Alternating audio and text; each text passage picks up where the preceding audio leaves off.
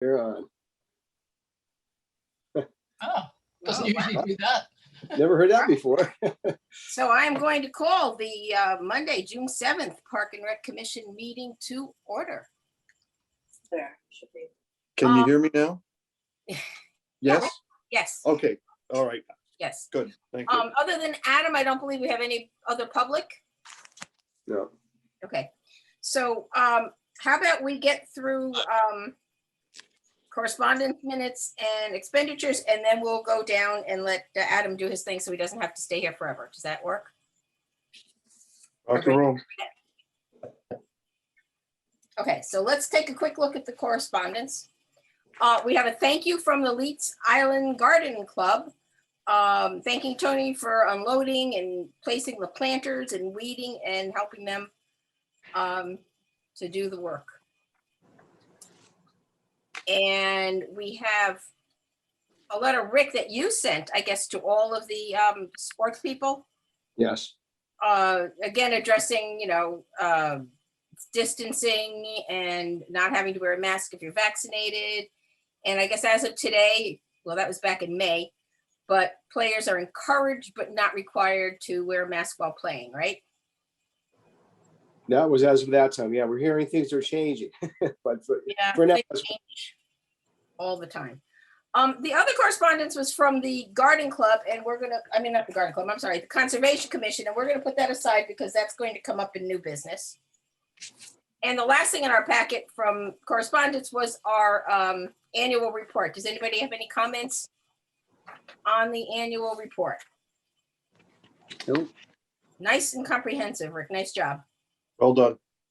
I just Rose, if you don't mind, I didn't send it out. I got it late in the day today. I got a correspondence, and if you want to put it in a new business for a little library. We have a couple in the parks now, and we have a request for another one. And I can go over that if you want to put that under F on a new business. Okay, we'll do that. I'll add that under new business. Okay. So I would just like to say, with regard to the annual report, I actually brought up last year's with this year's, and I was paying attention to the statistics at the back. And so I must commend Park and Rec because it's been a really difficult year, but your numbers are, other than the transportation on the bus and everything, you've done more meals. I mean, everything has been kept going really well. So well done, Rick, and I hope you will say that to your team of people, because I expected to see really big differences in numbers and everything dropping, and really it didn't at all. So well done. Keep in mind that it's really a year and a half ago. It was from I think 2019, 2020. So COVID didn't hit until March, right? So from July 1st until then, we were operating, totally full capacity. So it was really only the last 3 months, 3.5 months, I guess, that we got hit by it. Next year, you'll see a big difference. Okay, well. But thank you for the compliment anyway.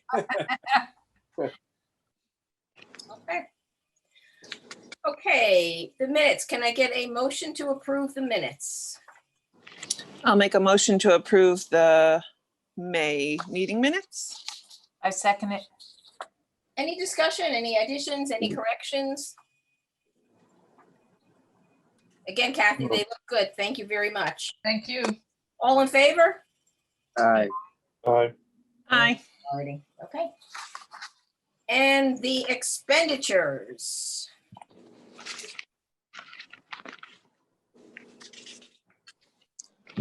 Any comments, any questions on the expenditures? Well, just one quickie is that I like the way that the format keeps improving month after month. It's easier to read and it's easier to digest. It is, I agree. Jen's doing a nice job on that. Yeah. I want to tell you one thing I picked up on the very first page, water at Jacobs Beach. And I did double check those invoices. That was correct. It's very odd. They were identical, $128.24 for the irrigation bill and for the domestic water bill. Identical. And I re-looked at the bills to make sure it wasn't a duplicate, and it wasn't. They're two different separate bills, separate accounts. It was the exact same amount. I thought that was pretty odd. But do they do estimates rather than meter readings?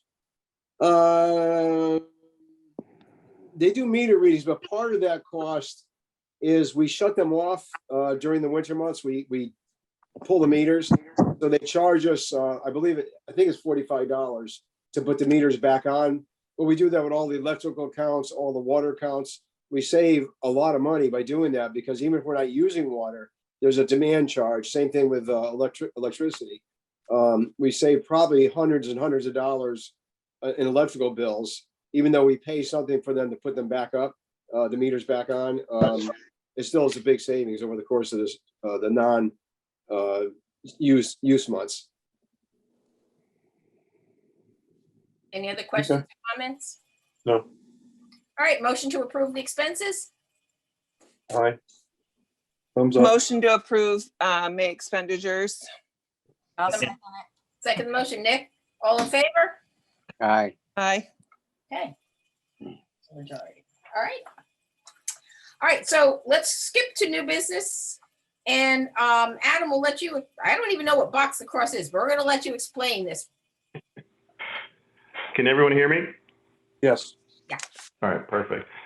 First, I'm going to apologize. I had this beautiful presentation, Rick. I realized I did not forward it to you in advance of this meeting, so I'm going to verbally walk through it and hopefully create a picture so everyone can understand. But before I do that, let me just introduce myself. My name is Adam Colon.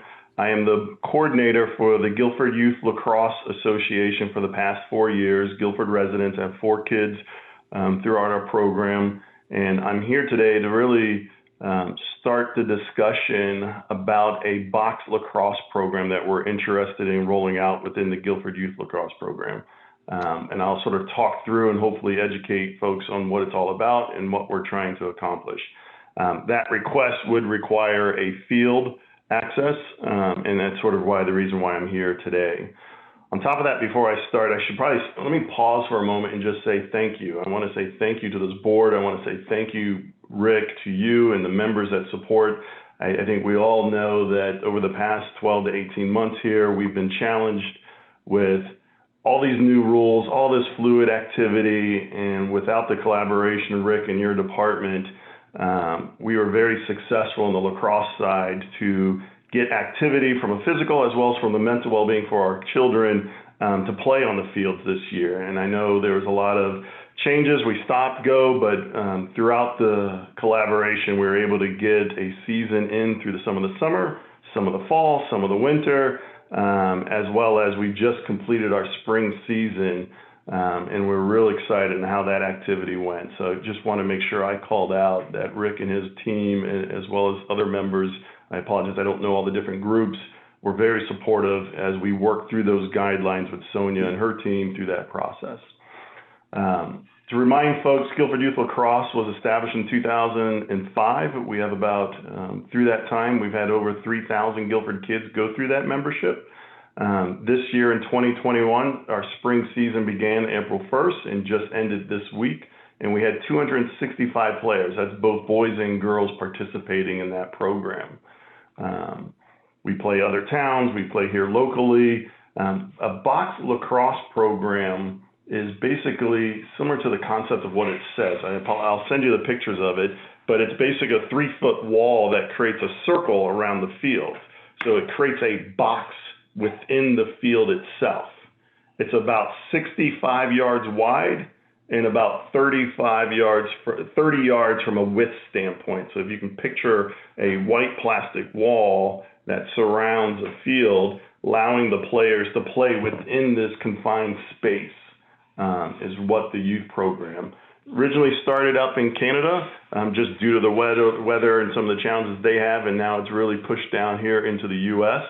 And the goal ultimately is for kids to develop their skill set in a much tighter space, not chasing balls as much.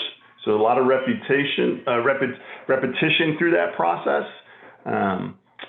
Some more background on it. I'll just provide a lot of information. At any point, please don't pause me, and I can answer any questions, or I can wait as I get through some of these key points. It's an off-season type activity. So lacrosse is typically a spring season sport. Box lacrosse is an off-season activity for off-season development. So that's fall, winter, and summer. Participation would consist of our kindergarten through 12th grade. We've been working with both Wendy Eppie as well as Brian White at the high school level to talk through the box below program and how we should design and talk through it. The nearest town currently today with a box system is Trumbull and Glastonbury. So right now you have a lot of shoreline towns as well as our kids traveling to these locations to participate in this box type program. Some of the drivers that reason why we feel it's beneficial to our kids, I highlighted some of the field development, but the other thing that we're challenged within the lacrosse program is accessibility for our kids. A lot of youth sports, and lacrosse is also one of the victims to it, the cost of entry is very high. There's a cost to the play, there's cost for equipment, and all that equipment is a very high cost. And by introducing more programs within the youth sport, our cost of entry starts to go lower, as well as the format of play, allowing us access to other kids. Currently today, we play in a field setup where you're usually playing a full football field or half the size of that.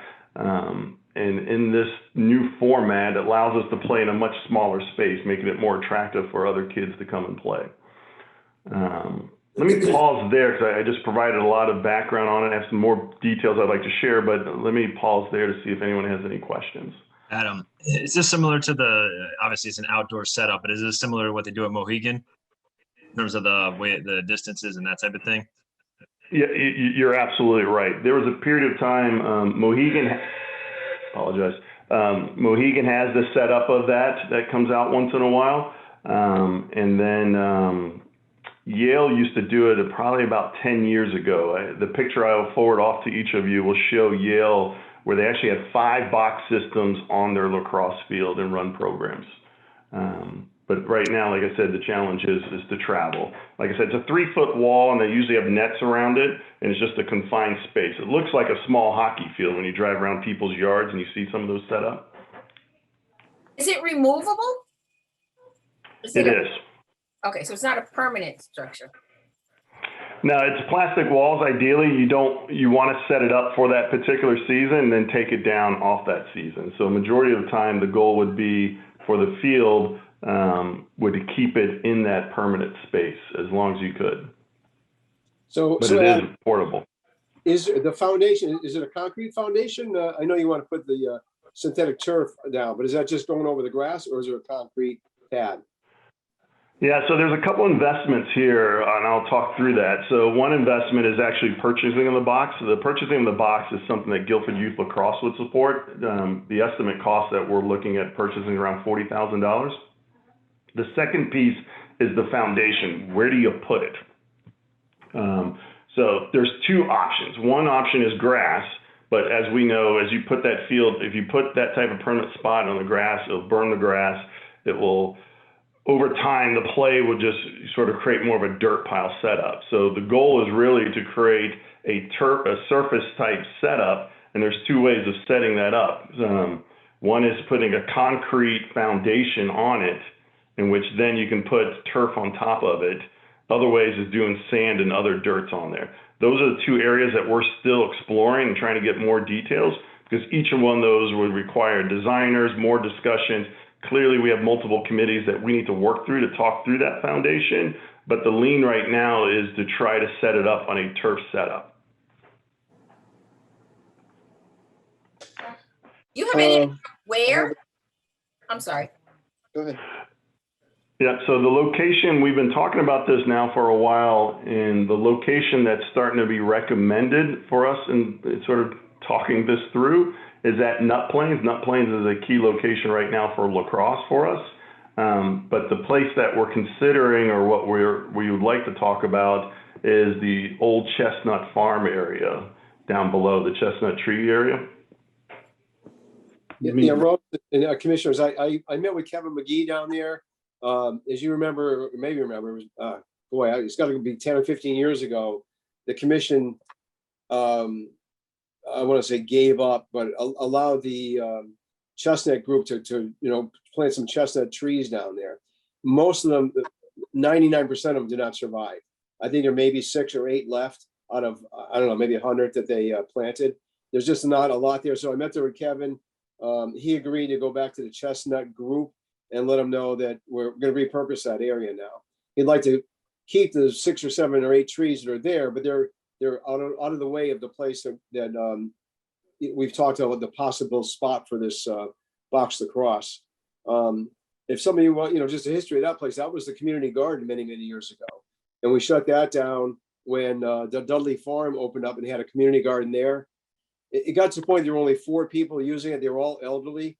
And I was concerned, again, we're talking 20-something years ago now, that if something ever happened to somebody down there, no one even know they're there. It's way down. If you go to the dog park, it's a dirt road that goes down in the back, down. It's invisible. I mean, you wouldn't know anybody's down there. So anyway, we talked about that being at a possible location, and Kevin was pretty much okay with it.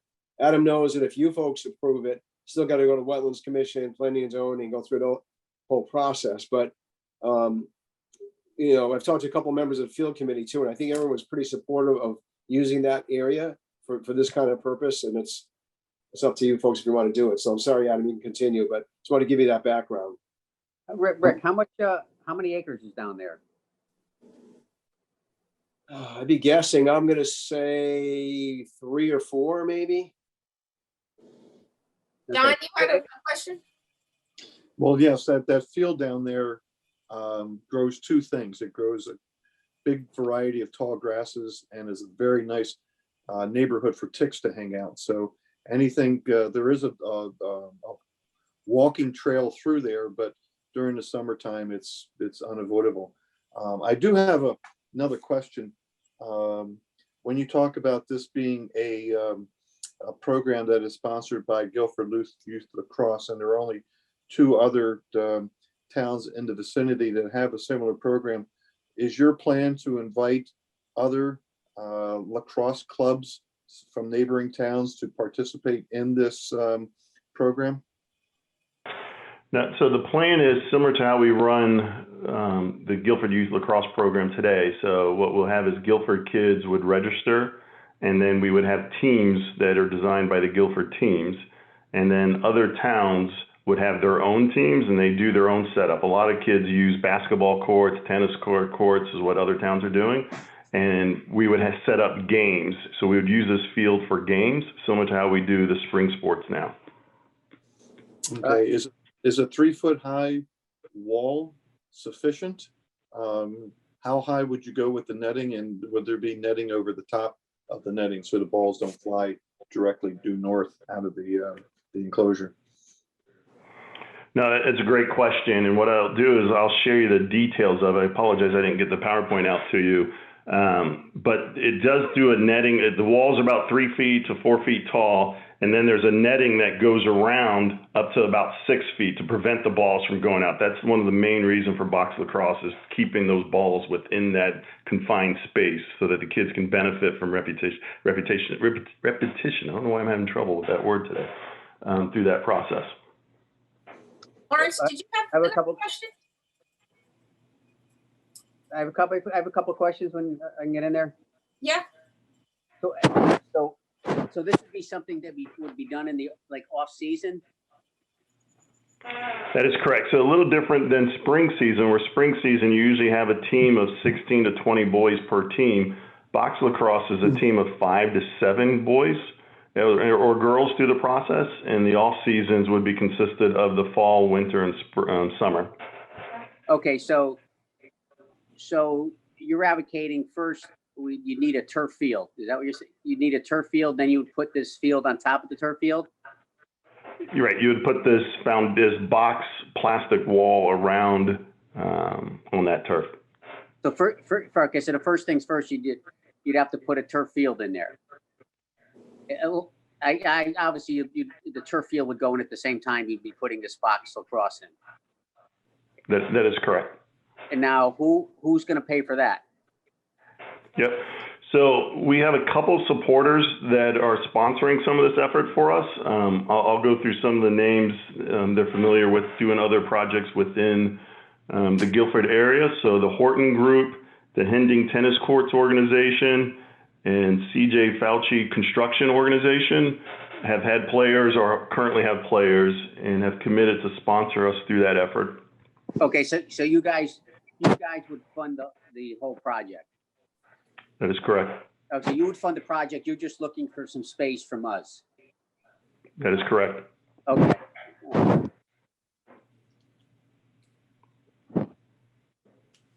Any other questions? Yeah, Rick, Rick, we would have to maintain that, we would have to maintain that? Like, who would maintain it? Well, it's, it's an interesting, it's a good question because I think I would see it similar to the barn that youth football built at Long Hill Park. It's technically that this town would own it, because it's on town property. But the town doesn't maintain it. They need to paint it, they paint it, they take care of it. I would think we could come up with some kind of similar agreement with the lacrosse club. Like here's a good example, the scoreboard that is at Nut Plains, paid for by the lacrosse club. They pay the electricity on it. We get the bills, we pay it, at the year we bill lacrosse and they pay us, whatever the electrical costs are. Yeah. If there's any, if we have to do some mowing around it, maybe, I don't know, we could probably commit to something like that. But I think the box lacrosse itself, I would think that youth lacrosse, that's, again, it's kind of theirs, but it's on our property, so we'd have to develop some kind of relationship with that. I have another question that follows Lawrence's then. So say, for example, this box lacrosse program kicks off, it goes very, very well, 8, 9, 10 years. And then if the interest falls to disinterest, okay, that nobody's interested anymore.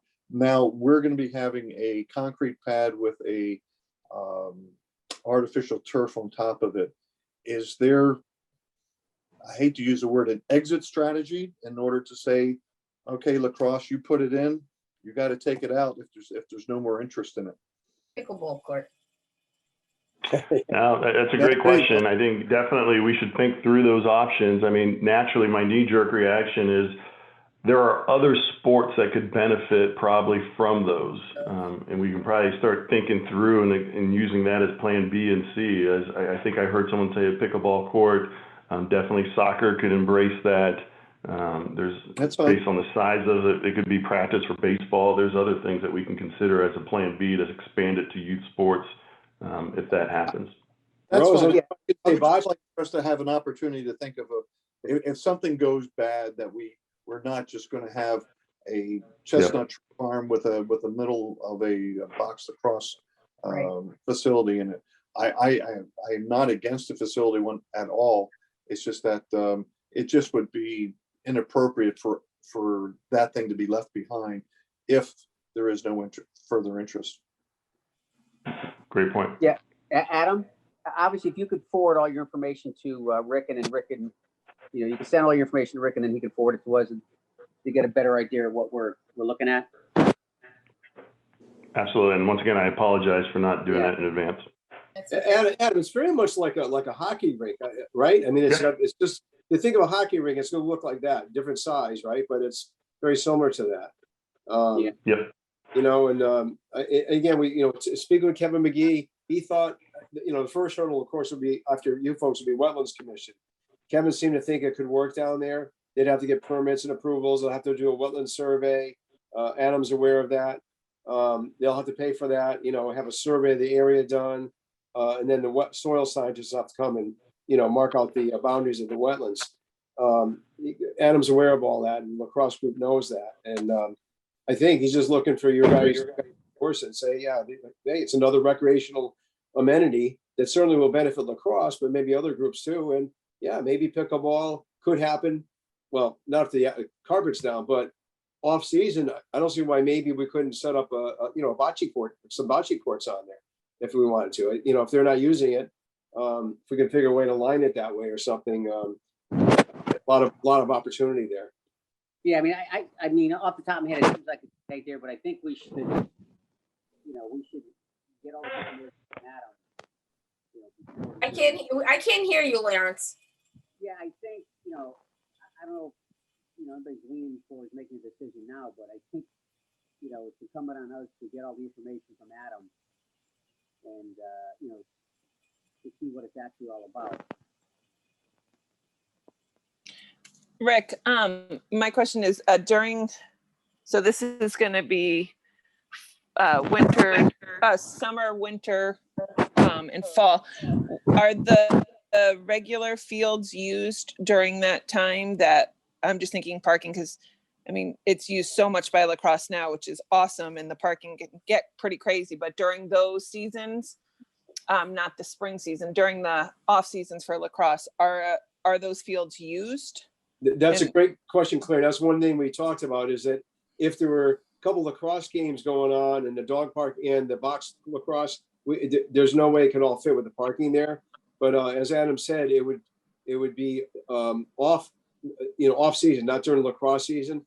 The lacrosse group does not use Nut Plains other than spring. They might have a clinic here and there in the fall, but no major use. And part of the reason they do that is because we don't have irrigation there. They stay off in the fall, so we try to get that field back in shape again for the spring. Perfect. Yeah, well, I think it sounds very cool. One last comment. I think it's incumbent on us to, I mean, I last time I was down there was a couple of years ago, and if I remember, it's pretty well overgrown down there. But I think it's incumbent on us that all of us should, visibly go there and take a look at it before we, before we make any decision. We should, look at the area, the property. What's our time constraint on this?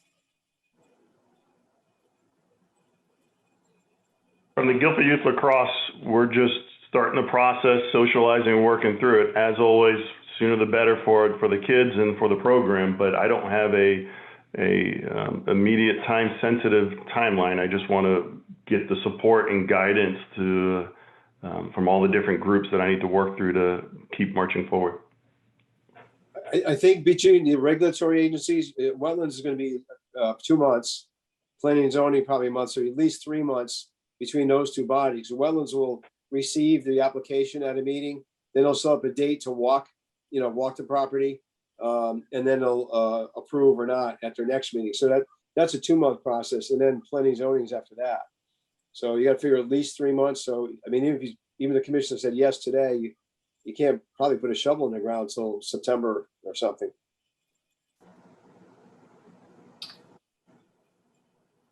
So I'm not sure how to proceed. I mean, we'd like to see the plans. We probably might like to walk it. So I don't know that we could actually make a decision tonight. I mean, how do the rest of you feel about that? Well, I think the next thing to do would be to, once we get all the technical information that Adam has, that he presented to us, and then at the next meeting, he come back and go through all of the particulars and give us a thorough review. Adam, I'm sorry we don't have it today, but I think another visit to the board with all the information in front of us would be extremely important. Yeah, I second what John said. That's well said, John. That's. You know what I'd like too, though, before we go down there, I obviously want to go down there. Before I go down there, somebody could put some stakes or something, so I know exactly where this field is going to go, as opposed to me going down there. Well, assuming, I think it's going to go over here.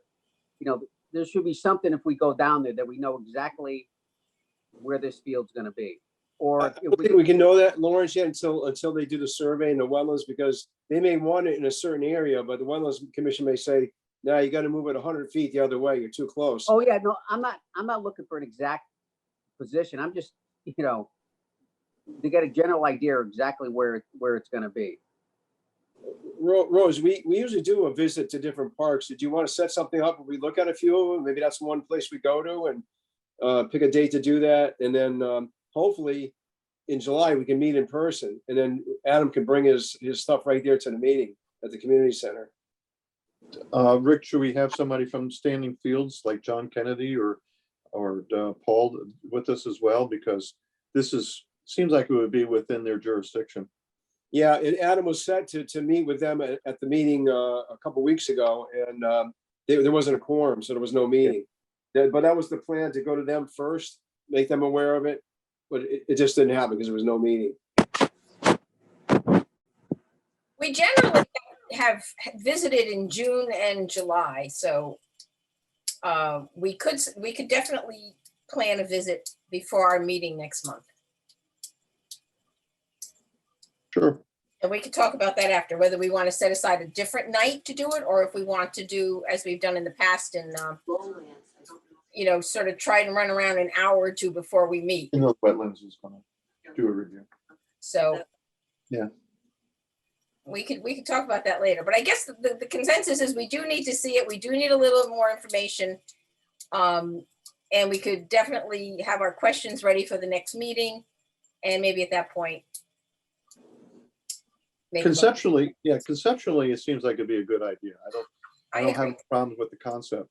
Now we just have to go and look at the particulars. Just to be sure. Yeah, just to do our homework on this. Absolutely. Okay, is that the consensus? Is everybody okay with that? Yes. Sounds good. Not okay with it? Okay, Yeah. so Adam, you understand, we're just gonna do our homework, and if you could come back at our next meeting, which we also have to talk about after. And then we'll have our questions for you, and then we can move forward. Hey, I just want to say thank you for everyone and your guidance on this. I'll definitely, based on some of the questions today, I'll update my materials, provide more details for you, and I'll send that to you. And I look forward, like I said, getting to the next level of discussion. That would be Thank you. great. I appreciate it. Yes, remain optimistic. It's not a shutout. Oh, God, no. Well, Adam's still there. I just want you all to know that he was so proactive early on when this whole COVID stuff hit, and I think you actually got shields, didn't you? You were talking about shields anyway for the helmets, for like masks for the prevent the COVID virus from spreading and all that. They were very good about, they used in the winter, they used the basketball courts at the police department, and they kept it to cohorts of no more than 10 kids. Everybody was masked, and he and the lacrosse group were very, very proactive. They went, I think, even beyond what the requirements were to make sure the kids, coaches, parents, everyone were safe. So I commend Adam and the Guilford Youth Lacrosse for that. Hey, Thank Adam, you. Adam, if I could pipe in, thank you for what you do. I have my two daughters went through the Guilford Lacrosse Youth Program, and they had a phenomenal experience. They played in high school, and so, thank you for what you do. Thank you. And like I said, we're real excited. The program continues to grow, and we're just excited to find opportunities and options for kids to play, different sports. So any way we can reduce that cost of entry and get access to more kids, we're excited. So look forward to our next meeting. Thank you, Rick, for the fine comments. And once again, we couldn't have done it without you and your team, because as we know, every day we were all learning as we were going, and Sonia and her group helping us to keep the kids and the community safe. Thank you for your time, folks. I'll drop and let you continue your meeting. We'll be in touch with you. Thank you. Okay, let's move on to our department reports. Any questions, comments on the director's report? I might have I think I have a couple questions, if I can just pull it out here, Rick. I think last name's Maynard, right? I think so. Oh, Rick, what's this what was this? Number 5. Yeah. Pickleball courts. What's that say? Hitting Hinting Hinting. tennis. We had them under new bid. I think that's under old business too. Oh, Hinting Tennis was awarded the bid with the change order cost. Okay, so they changed their bid. No, Okay. well, so we had 2 deducts. There was a base bid of 174. I'm sorry. The base bid was like 100. I don't have the exact number. 195,000.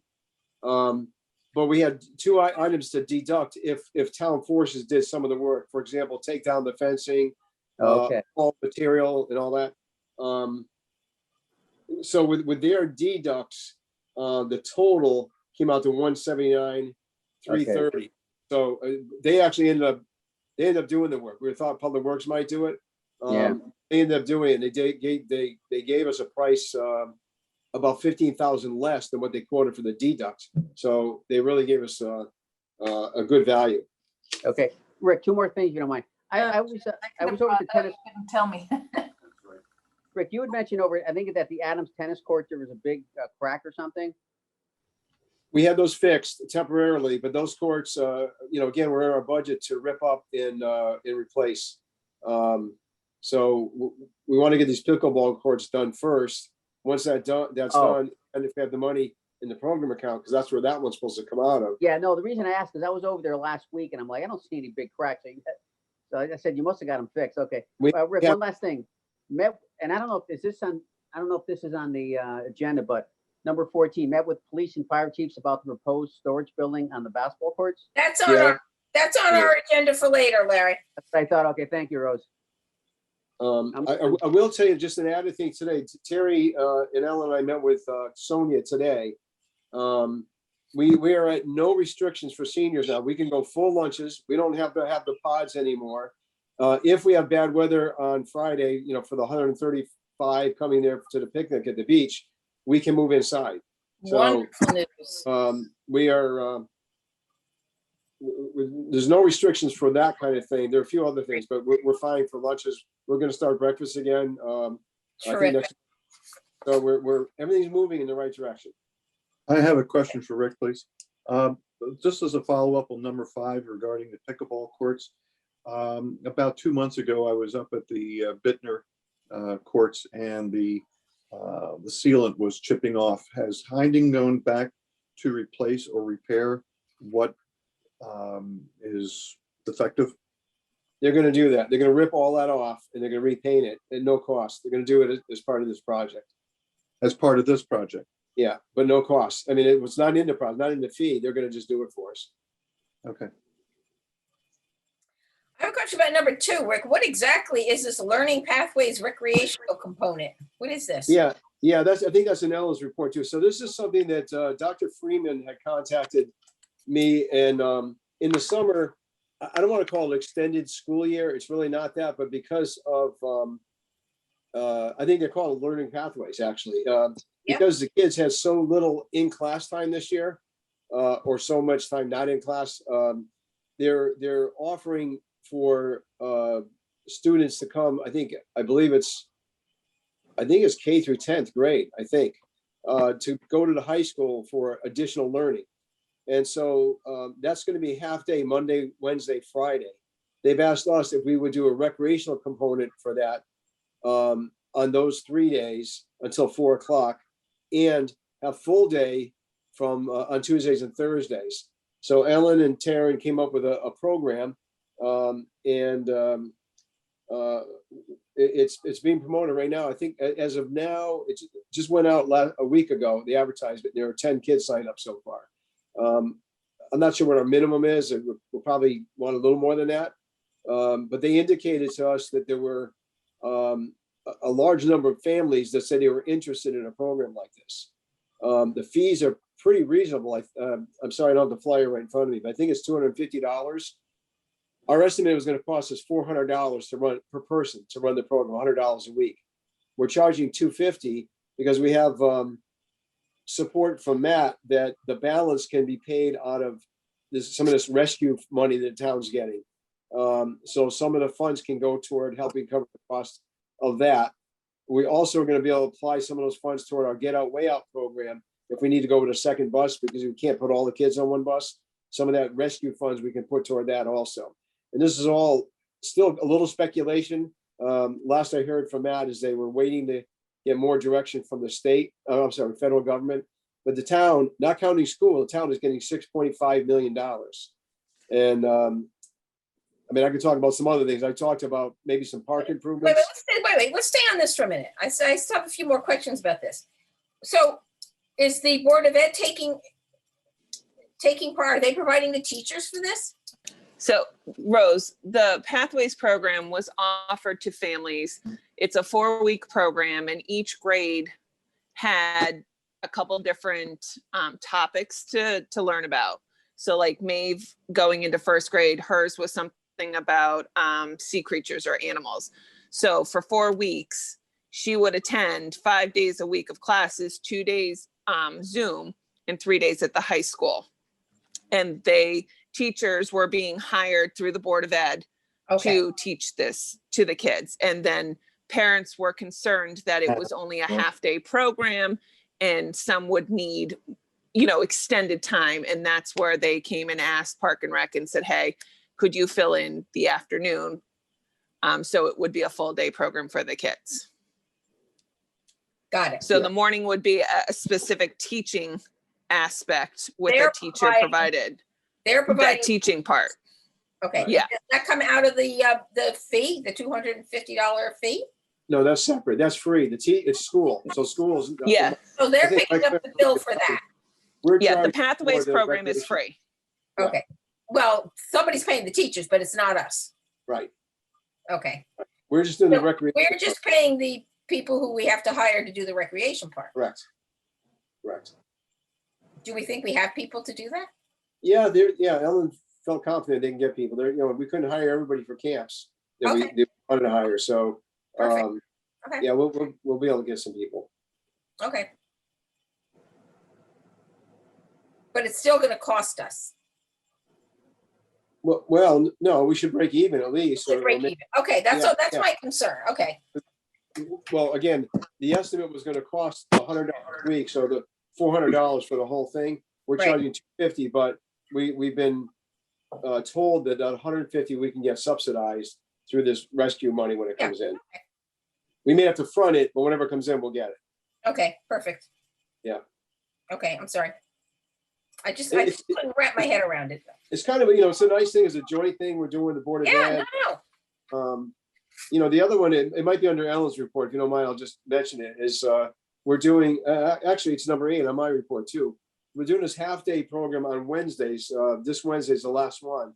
Again, I got a request from Mike Regan, principal of Adams. He Right. said, that, the kids are out half a day on Wednesdays. They had no athletics, no after school. They had nothing this year, no after school activities at all. He said, "Can you guys do something?" So I suggested, well, why don't we do something at Bittner Park? We got the skate park, the disc golf, the basketball court. So we arranged for the school bus is bringing the kids up there, dropping them off. We have staff. It's Ellen, Connor, and Taryn. So there's really no cost to us. We're not hiring someone to be there, but it's also good for them. They're developing relationships with these kids, and Absolutely. so they're up there, and the kids are doing all those activities. So the parents come and pick them at 4:00. I'm sorry, we did charge a fee too, and we provide pizza. So the fee, I think it's $20 or $15 a week or something. That covers the cost of pizza. So it's a hit. Did we have 35 kids sign up? I don't think 35 have been there any given day yet, but there are 35 in it. And this Wednesday is the last one. So it's another good joint program we did with requests we got from the school system. There was a need. Parks and Rec stepped forward and say, okay, we'll help meet the need, and we're doing it. And Great. it's No, that's good. Okay, anything else on Rick's report? No. Okay, maintenance report. Any comments on that? Are you talking about Tony's or?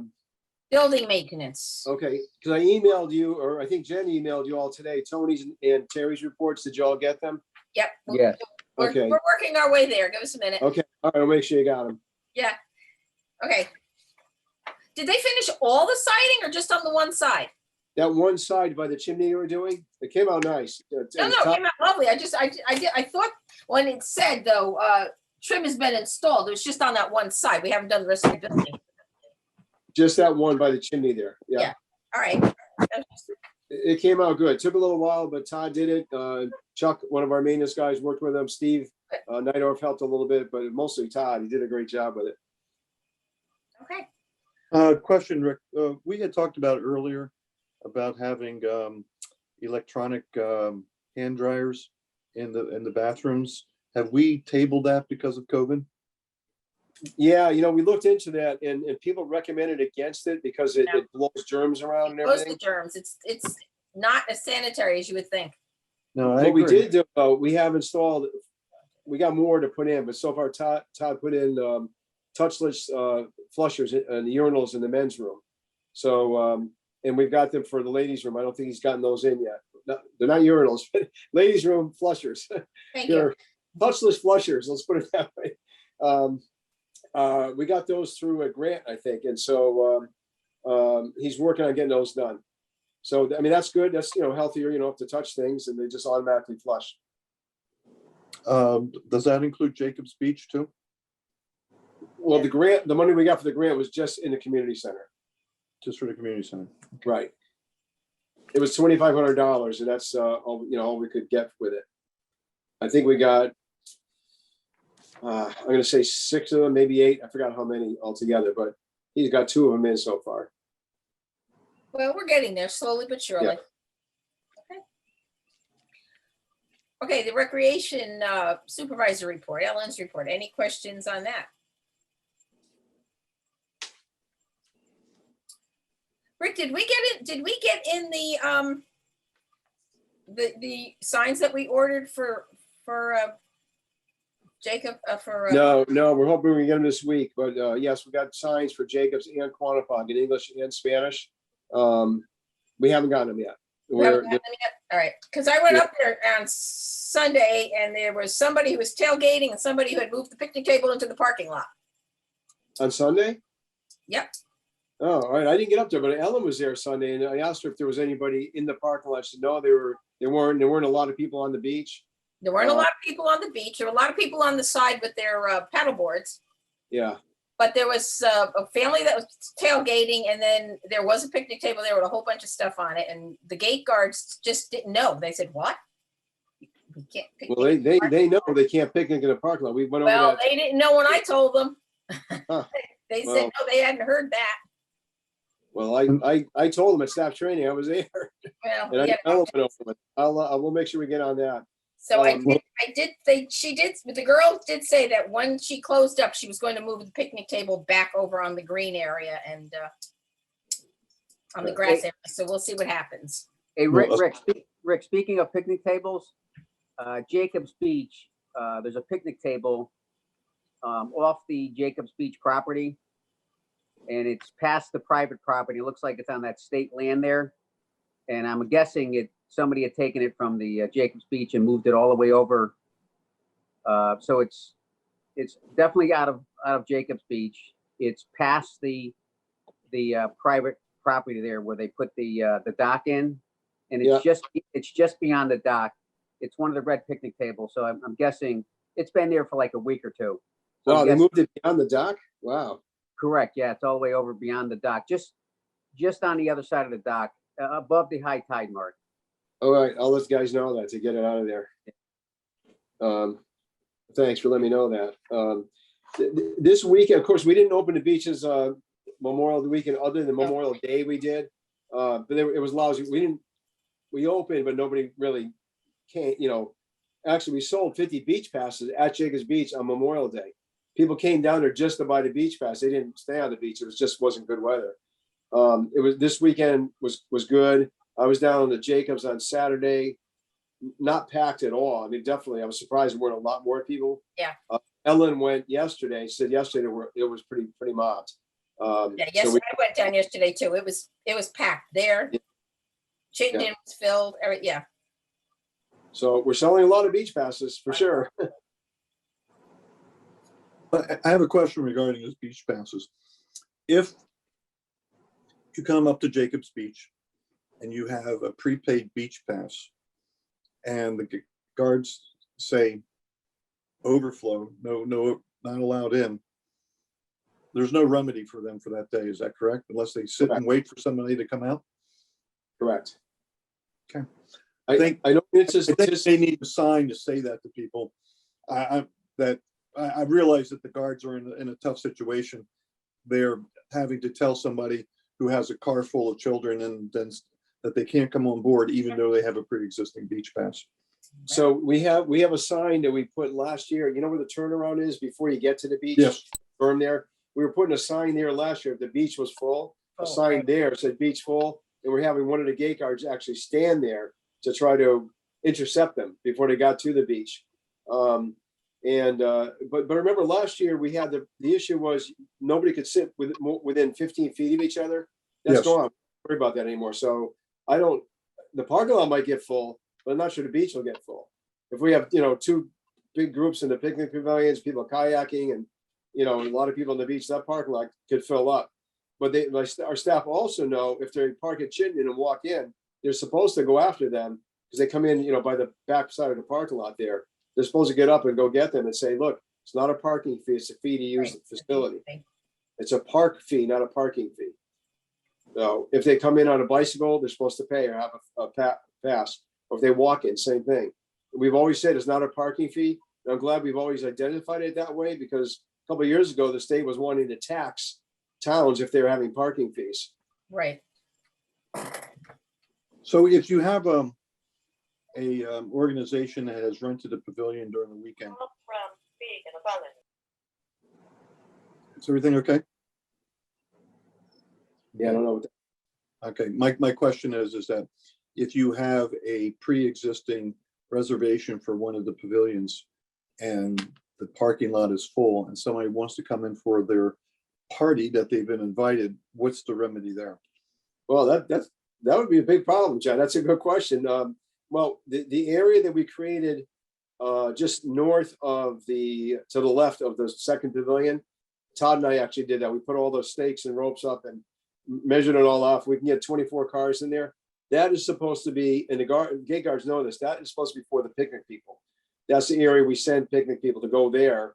Now, if, the beach is full and people start showing up and they go parking there, that's a problem. I haven't heard that's been an issue though. Even last year when we were kind of getting overcrowded, I had never heard a problem with people not being able to get in for a picnic that they've reserved. Okay, maybe on the application for the pavilion rental, maybe there should be a line there to say how many cars you anticipate. Maybe we give them out a pre-approved number with a date on it, so that when they do show up at the gate, that they have a preliminary pass to get on into the pavilion area. Just a thought. Yeah. Well, on the reservation form, they tell us how many people are at their picnic. So if it's 40, it's 40, but not 40 cars. I wouldn't think. I would hope that's 20 probably, but I don't want to get into a tangent. We had an incident this last weekend where I had to actually move a group because they reserved it for 40, and then we got word that they were going to have 140.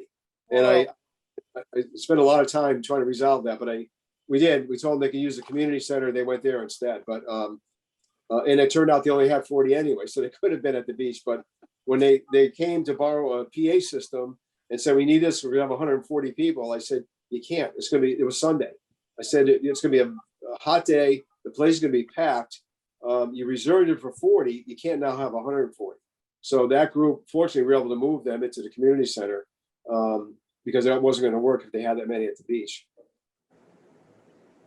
Welcome to summer. Yeah, really. Okay. Well, Some days in the summer. this past Sunday, Hammonastic closed their beach at 11:30. Yeah. So Yeah. I would imagine that you would have people sliding up and down Route 1 looking for a place to go. That's what happened. Somebody actually parked over at Jacobson, that little turnaround. The little drive-in through on the right-hand side there. Mm-hmm. There's actually a car parked in there. They were just desperate for a place to park. Mm-hmm. Okay, let's move on to Anthony's report. Any questions or comments on the parks? I would say, I have said this privately in emails to you, Rose, and to Anthony and to Rick, but I would like to put it on publicly that his crew has been just outstanding in making the fields prepared for sports this spring. The adult softball field at Bittner, the Little League fields at Bittner, Adams, and even the soccer fields early in the season when they were getting a lot of activity. Everything was in tip-top shape, and they ought to be commended. I am commending them for their work that they had done this past spring. Yeah, thanks, John. They have done a great job for sure. Yeah, and we've heard a lot of compliments from different sports groups too that are just pleased about the way the fields are. I do want to, if you look about halfway down, spray poison ivy. Yeah, I was gonna mention that. Yeah. I wanted to bring it up because there was a letter to the other in the paper by an individual, and there's an umpire who, had reported to us that there was poison ivy along that fence, and the concern, rightly, that if any kids are leaning up against that fence, they could get poison ivy. It's not on the school, it's on the other side of the fence, but it's growing through the fence. And so, by state statute, we cannot apply any kind of chemicals on school grounds unless it's considered a health risk. For example, if there were infestation of ticks, on a field, if we would spray it. I mean, getting bit by a tick is worse than worrying about, I think, the chemical we put down. Well, we have to get permission from the health director, so we did. We talked to Sonia. She understood. She agreed it was okay to do it. We notified the school they were going to do it. We also notified Cliff Gurnham, facilities manager. So everyone who we had to let know, we notified and got the permission we needed to get. Look, nobody likes spraying chemicals anymore anywhere if you don't have to, but the potential risk of little girls getting poison ivy, we all thought was a greater problem than spraying it. And our guys are all licensed. They know what they're doing. They have pesticide applicators licenses. They put down what they need to put down. That was the route we took. John, I know somebody had suggested maybe getting a goat to eat the poison ivy, but who stands there watching the goat, and how do you get them on the other side of the fence, which is private property? So we thought spraying was the prudent thing to do. And again, it was approved by our health director. And unfortunately, somebody saw the signs that we have to, by law, keep up for 24 hours. After 24 hours, it's safe anyway, so it's a very short term. I think the individual who wrote the letter was concerned about bee pollinators and, other things. And we are too. We understand that, but we have to consider the health of the people using our facilities and what we think is the right thing to do to make it, less risky in any way. And so that's what we did. I think Rick, the important thing was that we did it with permission of our health director. We just didn't go out willy-nilly and do this. We followed protocol. We, did what we were supposed to do, and we did it the right way. So exactly. And the other thing about this is that the herbicide that was used, there's a lot of attention being placed towards Roundup and legal actions and things like this. This chemical that they used within the glycolate, I think it's called, is 1/12 the strength of Roundup. So it is definitely much more environmental friendly than any high active herbicide that could have been used on other pieces of property. So yes, we to the lady who did write the letter, we are thinking about all of our citizens and our guests to make sure that we have a environmentally friendly place to visit. There's stuff on the printer. You want to get in the printer and. Okay, anything else on Anthony's report? Nope. Okay, let's seniors report. Any questions or comments on that, other than we're gearing up? Yeah, and the strawberry picnic is this Friday. If anybody wants to come down and see 135 seniors, Nick Fradiani Senior is going to be performing at. He's going to be the entertainment, and we're looking forward to that. And as Terry mentioned, we're going to try to start offering breakfast again starting next Monday. And it's been over a year since we've been able to do that. Good. I know a lot of people who are going to be happy about that. Yeah. Okay, let's move on to our reports of the commissions and staff representatives to commission. Standing fields, anything else we need to know? There was no meeting for the month of May because, as Rick had said earlier, there was no quorum. So there was no meeting. All right, Green Committee, anything? They are looking into possibly revising. They originally said they would not allow any more benches on the green, but now they're rethinking that. Especially with the whole COVID thing. And if you go by the green anytime, you see groups of people sitting in circles and bringing their own chairs.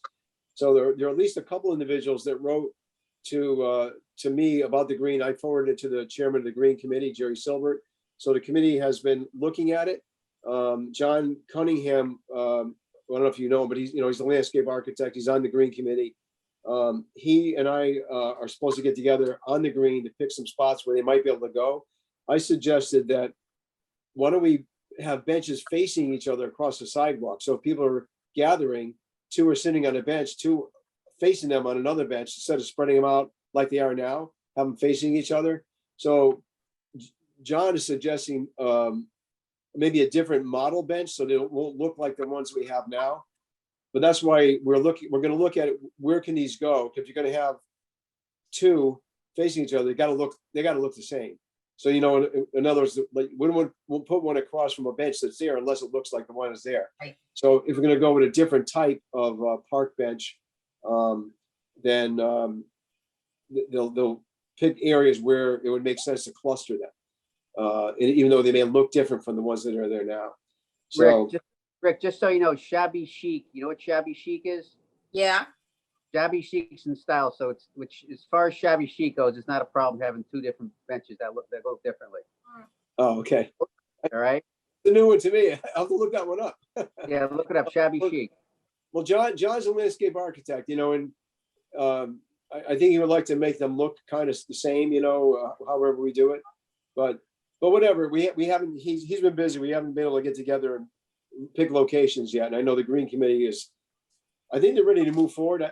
I think they're going to probably approve it. I think they won't want name plates on it though, because people who want to donate a bench usually don't want somebody's name on it. But I told them that if we did it tastefully, like at Jacobs, where it's literally a 2-inch by 3-inch nameplate, it's not a big plaque. So I don't know how they're going to address that, but they seem to be favorable for more benches on the green. okay. All right, land acquisition. I actually have something to say. So I think it was May 17th, the town approved the purchase of 50 driveway in Guilford. And I think it's scheduled for closing on June 25th. That's the last I heard. And the rest I can't say, because if I tell you, I'd have to kill you. So That's all right. I'll block my ears. but that's it. And Dennis doesn't even tell me, so yeah, I know. Well, actually, you know, with that, I think I can let you know. I thought I put it under my report, but I guess I didn't. It's not on the agenda. But there was a meeting down there last week. Tony and I were there. The public works director, the facilities manager, and also the town engineer. And we walked it with Gary McCallany, who's on the Land Acquisition Commission, I believe. And he said it's official. The town's going to buy it, but for the temporary purpose of moving some of our stuff, public works. I say temporary because the town still is looking to do a part public works maintenance garage up by Route 80, and so, but that's probably, I don't know, I'm going to guess 5 years off. Who knows how long before that actually happens. But the advantage would be we could get rid of the trailer that we've been paying rent on. We wouldn't have to use that anymore. There's space in there, an office. There could be a lunchroom for the guys. There's a lot of room in the back parking lot. There's a lot of room in there where some of our equipment could be stored. So it's, I think the purpose is that at least temporarily we can move there, and then the space behind our garage where Public Works wanted to originally have a truck wash bay, they're going to be able to do that. And I understand that would be, they're looking at that could be something that could be portable, so that if and when we move up, you know, to the Route 80 area, that truck wash bay could go with it. So it wouldn't be like, oh, we bought it for 4 years, now we got to redo it.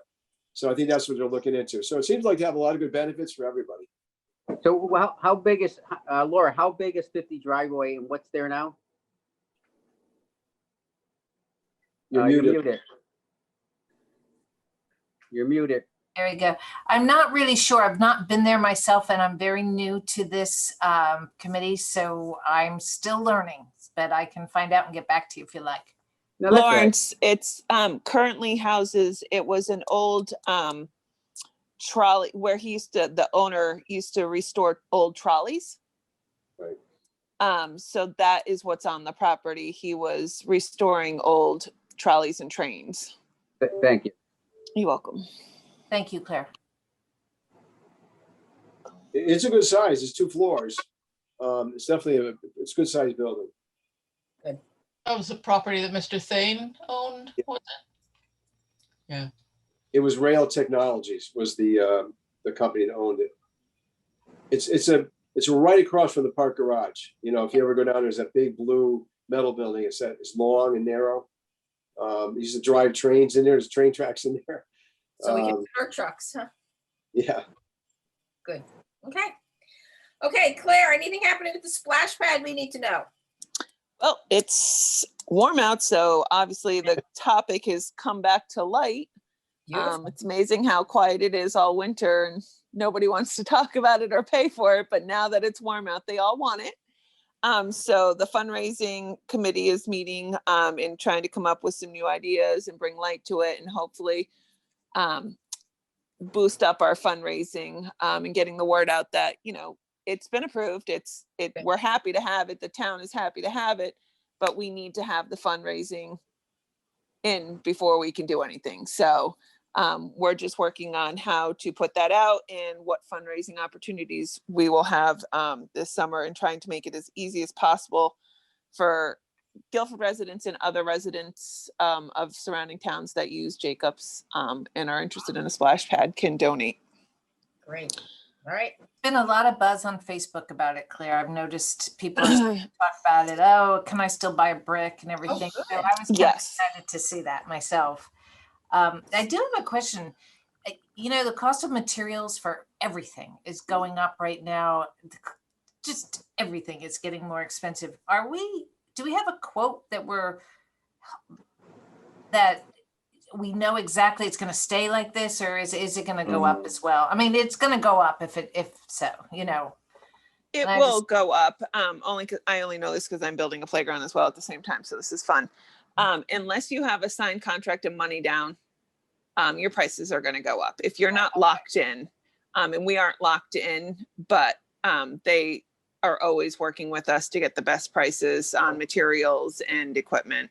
Yeah. So we are doing the best, and when we can have enough fundraising that will cover us to tie it down, we will do that. We're going to get there. We will, before my kids have aged out. Well, Just the like risk- we're going to get this playground before my kids have aged out of elementary school. The risk that we have right now is that general contractors who I know are even hesitant to price out materials because they know it's like a commodity. It's day to day, the prices change, and they're not willing to put down a specific price even for a 2x4 simply because they don't know the next day if they're going to be able to get it. That's right.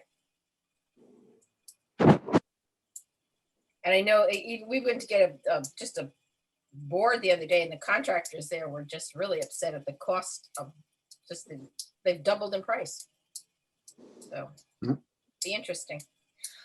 Okay, unfinished business. ADA walkway is done. Yes. It is. It'll come off the agenda now. I was just saying, off the agenda. We are done finally. Great.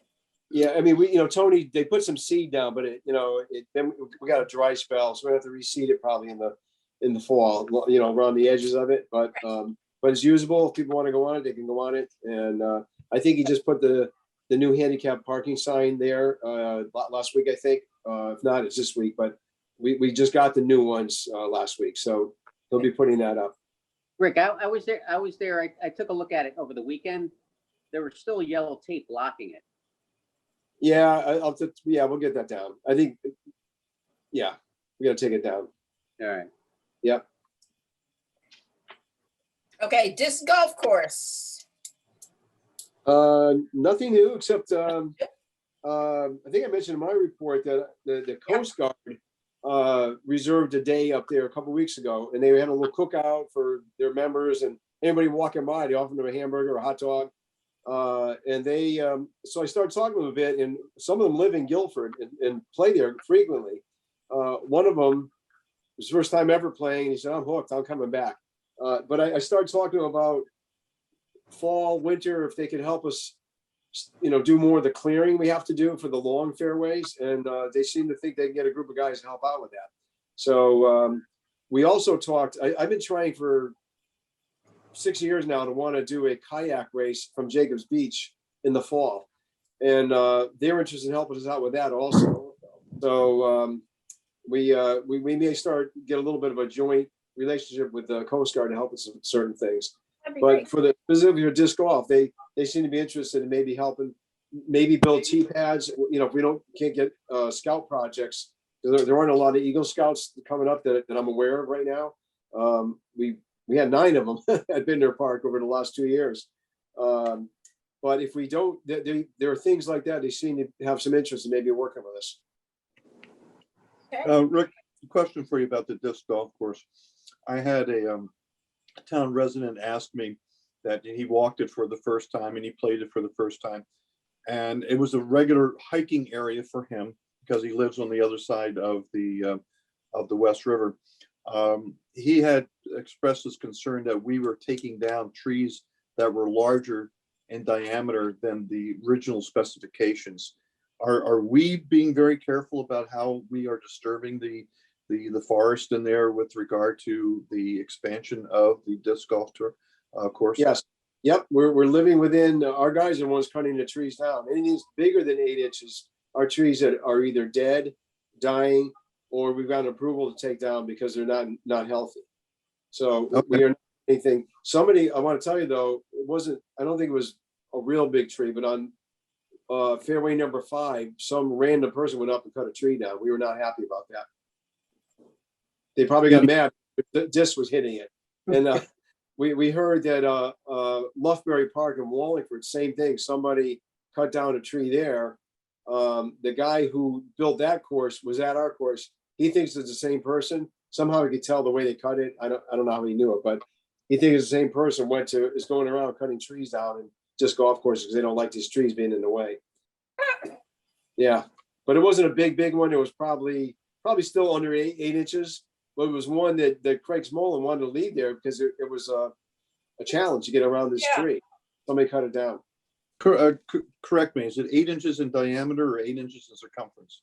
Diameter. Diameter. Thank you. Yeah. Okay. Okay. Pickleball, a work in progress. It's working. A lot of it's done already. The Hinding tennis got up there. As I mentioned in my report, there were 2 bidders. Hinding tennis is the one that was awarded the bid by the Board of Selectmen. They actually started 4 days before the contract date. They were available, and they ended up hauling a lot of the fill from Baldwin. They've compacted a lot of it. There's still some to be done, but they've gotten a lot done. They pulled off for a week. They'll be back, I think, maybe this Wednesday. I have to meet, hopefully tomorrow. I got to meet up there with them, with the engineer, because of some questions about the compaction, the way they're doing it. But they're making progress. So it actually started. The only thing I want to mention, Rose, remember I sent an email out that looked like we were gonna be short about $35,000, and the commission approved taking that out of the program account. Well, I went back with Mary Jane, the finance director, and she said there's actually 100.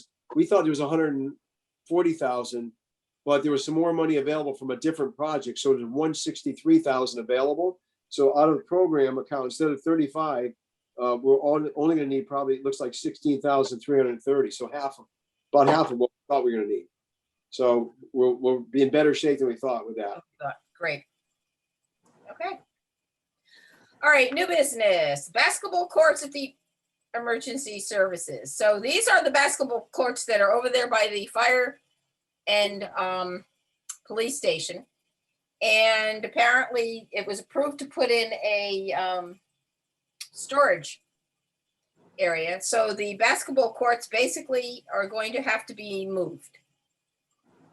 Okay, I have a couple things about this. Number one, one of the people who paid the money to the town to have the courts lit, and that was a very big donation that was given to the town. I think I hope there were no restrictions upon that donation with regard to any future alteration of the court, but it was one individual who did spend a significant amount of money to have those courts lit. So I hope when we go through this process, that there are no restrictions on this. The second part I was going to ask on this was that when after Adam had given us his presentation on the box lacrosse, rather than going into a storage building, can that paved area be used for the lacrosse project that he's talking about? Not at all. I believe it was voted to put the storage area there, right? Correct. Yeah. So I met We with don't both. have a say in that, so I We met don't with have to say that, even though we manage the facility. we do not have much of a say in this. No, we pretty much, no, we don't. Well, Okay. I can tell you that the police, fire department especially, I don't think they were ever really thrilled about the basketball courts being there. They weren't against it, but their concern was, and it's a valid concern, is that they got ambulances, fire trucks, speeding out of there, and they're worried about kids running around, with the basketball or cars coming in and going out, and that's always been a bit of a concern. Charlie Hershaft has always been supportive of the courts being there. He liked having the kids there and others using it. But they have, both the police and fire department were both talking about storage needs that they have. And evidently they've hired an architect, and believe me, I've met with them and I've talked to them and said, is there anywhere else on the site that this can go? And they said the architects looked everywhere, and the only place they can do it is where the basketball courts are. So when I met with them last week, again, I met with both chiefs, assistant chiefs. We were, the 5 of us all met together. I kind of pushed that. Can they make it the responsibility of their architect to help find where this can get replaced, and who's paying for it, and how's it getting paid for? And it's got to have lights. I said, think about this, and I racked my brains. There's no. Well, I'm going to focus on Bittner Park in a minute, but there's not many places we could put this court with lights, because either we eliminate an athletic field, which I don't think any of us want to do that, or even if we did, it's probably in a neighborhood where you're not going to be able to put lights up. So I got to thinking about Bittner Park. I was up there. Mike Ott, who's our pickleball designer, he's also working with Silver Petroselli, who's doing the police station and fire station storage building. So Mike and I were at Bittner, I believe it was Friday last week, and we started looking, is there a possibility at Bittner somewhere to do this? In a lot of ways, it makes sense. Bittner is our only multi-use park. It would make some sense if we could have a basketball court there. We already have lighted facilities already, right? Well, I'm thinking about this. So when do we close Bittner? When do we close the gate at Bittner? At dark. Well, if we At close the gate at dark, who's going to go there and play basketball after dark? Well, Rose, here's the one other thing too, is that with the adult softball league there, they usually go until about 9:45, 10 o'clock.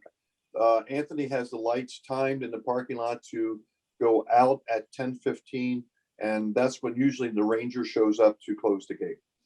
Right. Yes, but I guess I that's not a lot.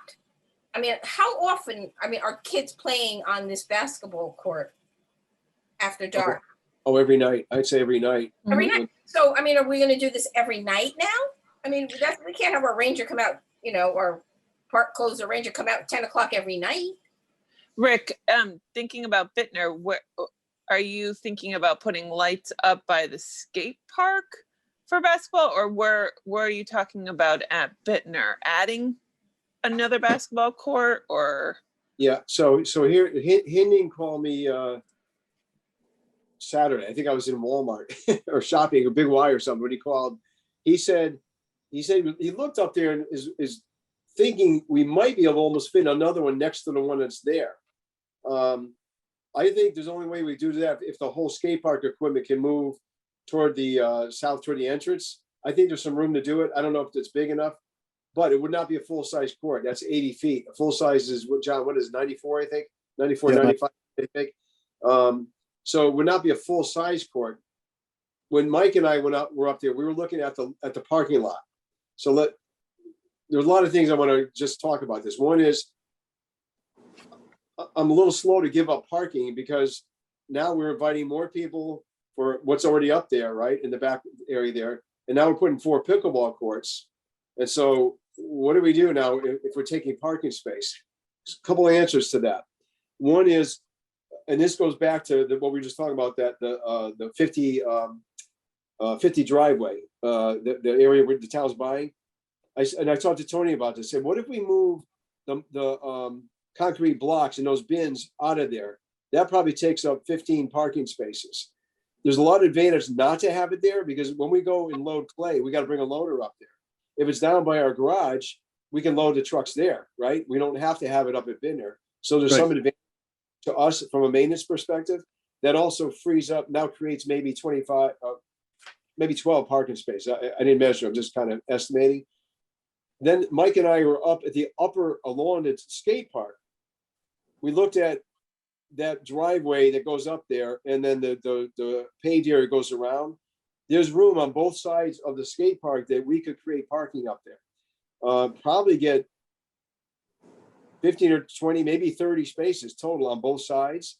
That would be a lot of advantage for the people who play pickleball. They're older people, they could drive right up there, they could park up there. What we would have to do though, on the right side, if you're walking up to the skate park, there's a big drop off. So he said, if you do this, you definitely got to put a guardrail fence up there. So that would be an extra cost. We don't have to pave it. We just keep it as it is, but we'd have to put a fence, keep people from driving off the edge there. I think we could address the parking if we move the basketball courts up there.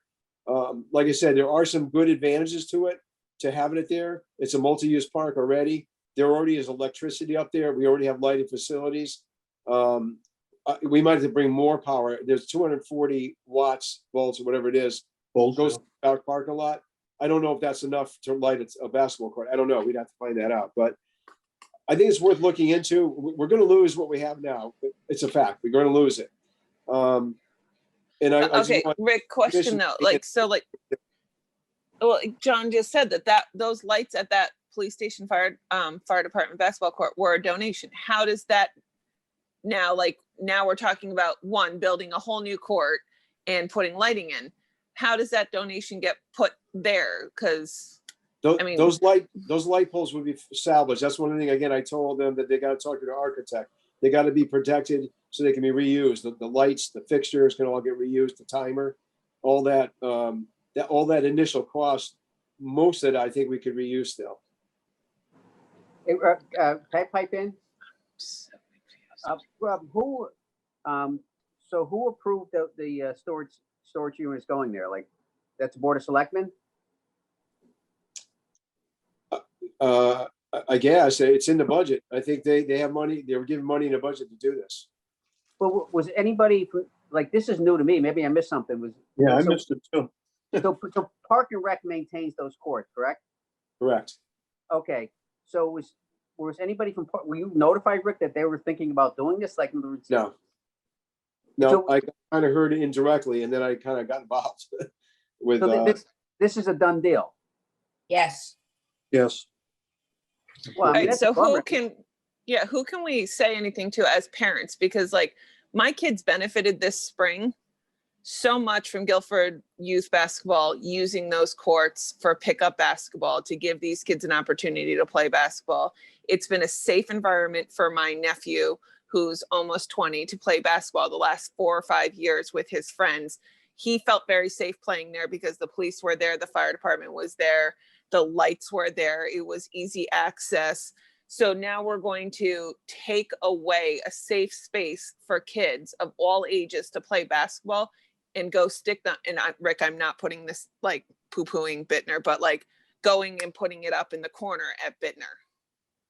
It's just not going to get used. I think it'll get used, but I just feel like it was such poor planning. If the town decided that this was a good place to put a basketball court and we got donations for it, the money was paid for it. Now we're turning around and turning a basketball court that is in perfect condition into storage sheds and spending money again to rebuild something we already have that is in good condition. I feel like that is such a waste of money. And I'm not saying that the police department and fire department don't need storage or shouldn't, have it there, but I just think what poor use of money again in management. And we're doing no service to our young kids that we are trying so hard to stay off drugs, staying out of trouble. Here's a perfect spot for them. And we're taking it away with no talk to us who maintain it. You know what, I have to say, I agree with Claire. I mean, again, I don't think it'll get used as much because we closed the gates. It's not like, a bunch of 20-year-olds at 8 o'clock and say, hey, let's go play. Well, Bittner's already closed. Tough luck.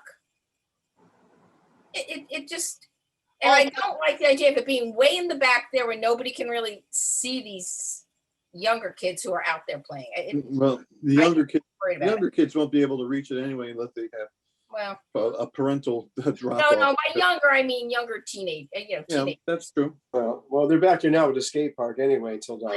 Yeah, but we're gonna put more of them back there. I'm just dumbfounded that they didn't give us a heads up and come to us and, hey, this is what we're thinking about doing. Do you guys have any concerns, or what do you think? I mean, that just, again, I'm dumbfounded they wouldn't. I think we should send them a letter and say, look, can you please rethink this for all the reasons what Claire just said? Come on. There's precedent for this. Think of the math and science building at the high school. How we have assumed responsibility for a building we can't use. So, I mean, obviously there's not a great deal of desire to think that we have any say in how this is being managed. So Rick, to replace those courts, so you'd have to, there's two full-size courts there, right? Correct. Put full-size courts up at Bittner, and what are you talking, $100,000? I mean, right? No, I think probably 300,000 with lights. Claire, what'd you say again? Waste of money. I mean, like, oh my God. But so Rick, who are they looking at? Who are they looking at to, one, find the new space and to pay for the new space? Well, when Rick first told me this, my first reaction, Claire, was, if you're going to take it down, you find the place to put it, because that's my feeling. Like, is if you are going to remove something that's already there, before you have a plan to put something there, there should be a plan to replace that. So finding a new home for this current 2 basketball courts should have been part of their plan. And also, who is going to pay for it? It should not fall on taxpayers, and it should not fall on us. It should not fall on us. And it should not be another fundraising on our current residents, because that is absolutely ridiculous. It's already there and it's in perfect condition and it's used, and the kids know to go there. Right. So I'm dumbfounded. I don't want to call it argument, but the conversation I had with the chiefs was that from their perspective, I understand they have a need, and this is, it's kind of the property where all their stuff is. I get it. I said, but you have to understand, I'm trying to protect a recreational interest that's been there since I forget when it was, late 1990s or early 2000, whenever we did those courts. And to your point, John, I know that youth basketball contributed $20,000 to the building of those courts. And so I brought all these things up, and I did say that you got to put it on the architect to figure all this out. Where's it going to go, and how's it going to be paid for? But I don't know, Rose, if it makes sense, you as chairman, to talk with the chairman of the fire commission or police commission. I think I don't have any say in it. It's nothing more I can do. I've already met with them, and it sounds like it's pretty much a done deal. It's a done deal. I mean, I think this came from on high. I don't think the commissions made the decision either. Well, if there is a budget that's involved with this, with regards to construction, then that should be a line item that's within the budget, that there has to be a replacement established by the town to replace what they are removing. I mean, it's just so they make the footprint a little bit smaller for their storage area, but those basketball courts, the concept of them needs to be preserved, and then we just can't take the recreation facilities away from them. Right. I'm just dumbfounded, because I feel like we're going nowhere. Yeah, I'm shocked. I agree with you. That we have to, we have to do the presentation and the thought process of 5 years, 10 years, 15 years down the line? Is this something that's going to be needed? How could we repurpose it? Just like we're talking about this lacrosse box, like it was brought up tonight. If it falls through in 10, 15 years, is there a way to repurpose it? So when we built that, new police station and fire department, did they not have a thought process looking down the line that these are things that we might need, space that we might need, land? So how is the basketball court put in with not the thought process of, will they need more storage space? Will they need more parking? Will they need another building for whatever it is? I just don't understand how this project even happened here if now they have to tear it down to put storage up. How did we not know we needed storage? It's just such a waste of money.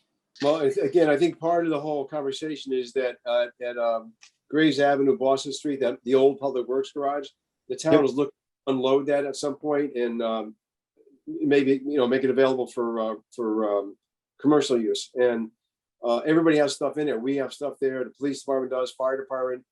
So it's one thing. We're all trying to clear things out of there at some point. That's why we're hoping we get a storage building next to the community center. So some of the stuff, like the camp stuff we have in there and kayaks and all that, we got to find a place to put it. They're having the same problem. Where are they going to put it? And just like us, they keep growing. They keep getting more and more equipment. Like we have a lot of stuff stored outside. We can't put it inside. They have the same issue. They got stuff. They have no place to put it anymore. And so, departments have grown, and this, I'm just sharing with what they told me. Departments have grown, and they need to now be able to put stuff somewhere. I've asked them about the dog pound. I said, well, can you move that? I said, I think it's easier to move a building than it would be to move the basketball, but it's not big enough. I asked that the dog pound, the impound area they have over there, can they look at other parts of the property? And they said the architect has looked at everything, and this, the option seems like the option that's going to work is the basketball courts. But like, Okay, let's say, go ahead. for argument, I'm sorry, go ahead, John.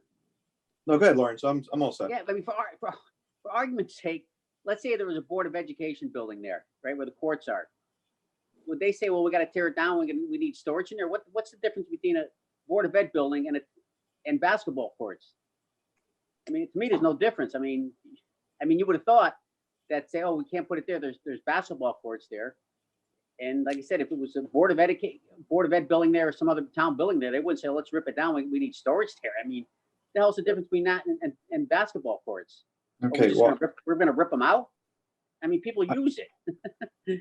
Well, and to follow up on that, there's two things. Okay, number one, we are in the earliest stages of looking for a combined public utilities building for Park and Recreation and Board of Education and Public Works up in Route 80.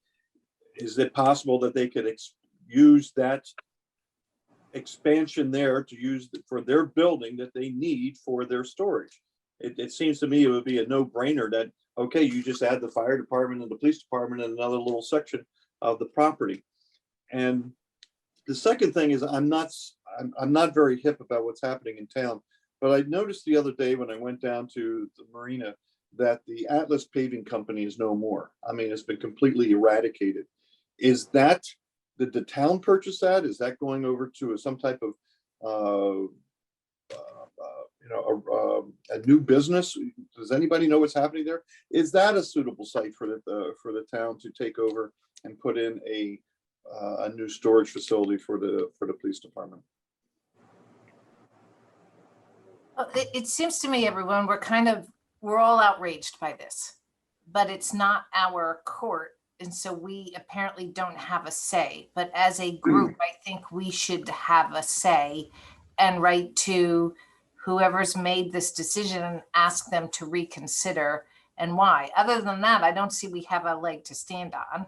I may be wrong, but I will rise in forces with you and get out there and picket if you need to, but I need, no, you know what I'm saying? We are all in agreement here that it's like the most ridiculous thing they've ever done or decided to do. And it strikes me as being a little selfish on their part as well. Well, we need storage, I know they've looked around, but, and the safety, the safety of letting your kids or even 18, 19-year-olds play at night around this court, I wouldn't feel bad about them doing that at all, but I wouldn't want my 18-year-old to go up to Bittner and play, even with lights and a late opening or a late closing.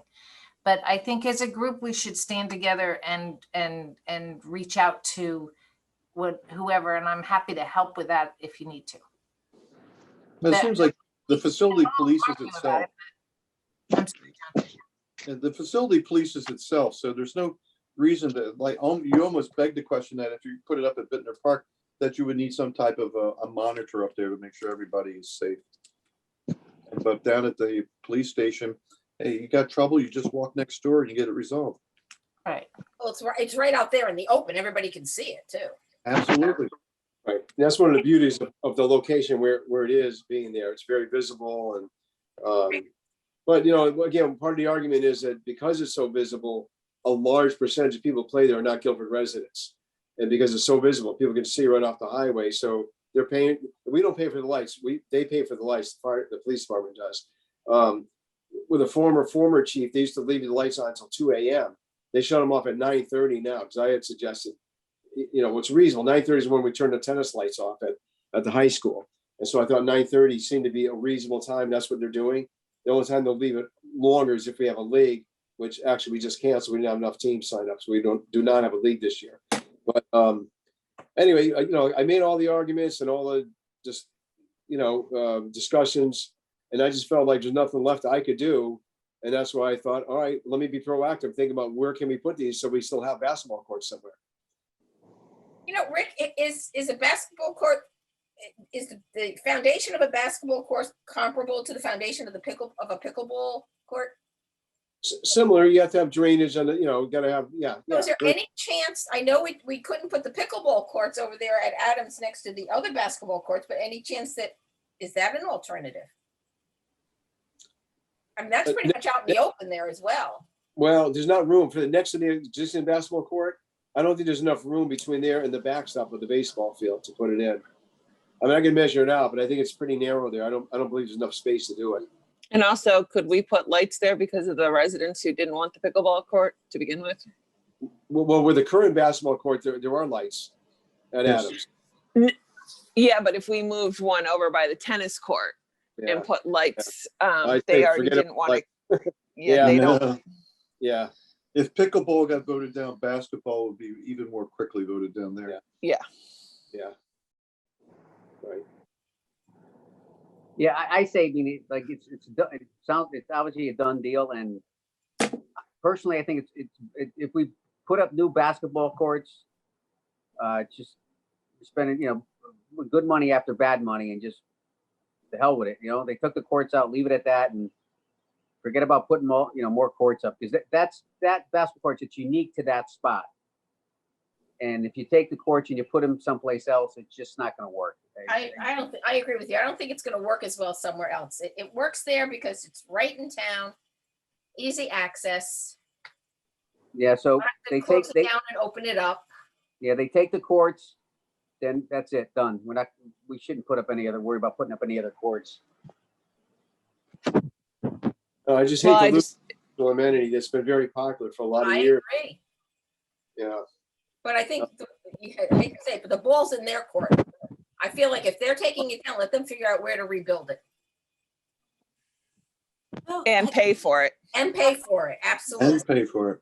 Is this the police department, the fire department, or who's done this? Who is it? Who are we arguing against? Both. It's both. They both needed storage buildings, and they decided it made more sense to have one building to service that whole facility there. So it's both police and fire. Rick, was this on any type of the agenda for the fire commission or the police commission? I don't know. I mean, like I said, I heard it directly, and I can't remember if I saw it in the paper or somebody told me that it's in the budget. I forgot how I even found out about it, but nobody. And then I talked to Matt about it, and he sent an email to police and fire to keep us in the loop. And so they did. They invited me to a meeting last Tuesday, and I went. And should we request a Freedom of Information Act of the minutes of the meeting prior to your meeting to find out exactly how was this discussed and whether or not Parks and Recreation was even going to be considered a player in this situation?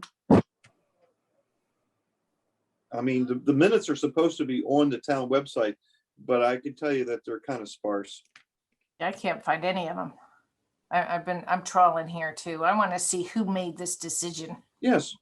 I want to take them out for a drink and put a little, no.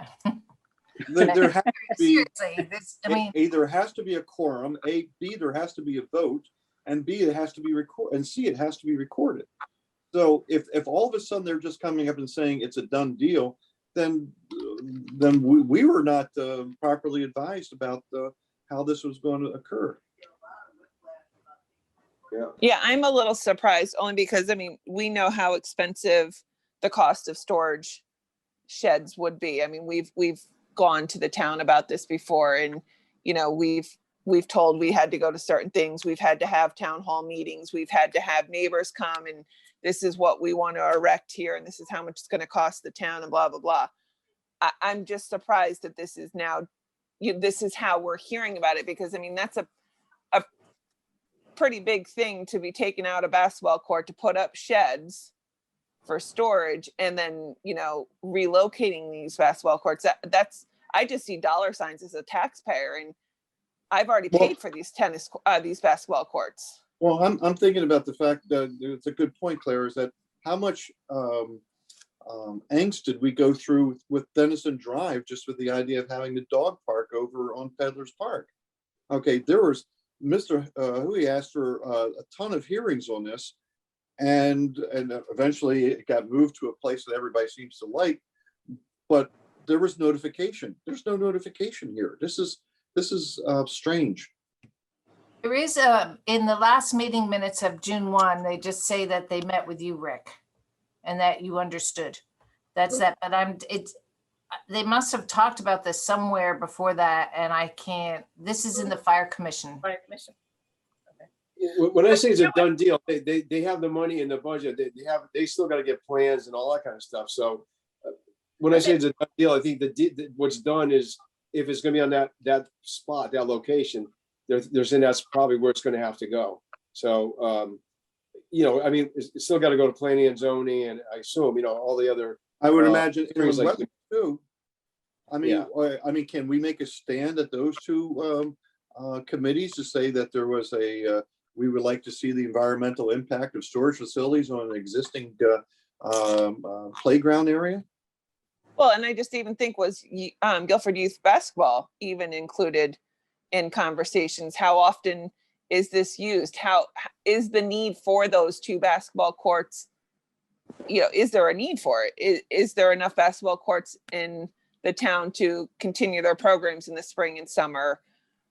I'm just surprised because I feel like we have to jump through hoops to do anything. I mean, we had so many meetings over Jacobs Beach, the dog park. I mean, everything we do next door, the property next door. I mean, I just feel like this was so swept under the carpet that, like, as not even just as a commission member right now, but as a taxpayer, I knew none of this. And I just feel like, you know, there's so many people impacted by this.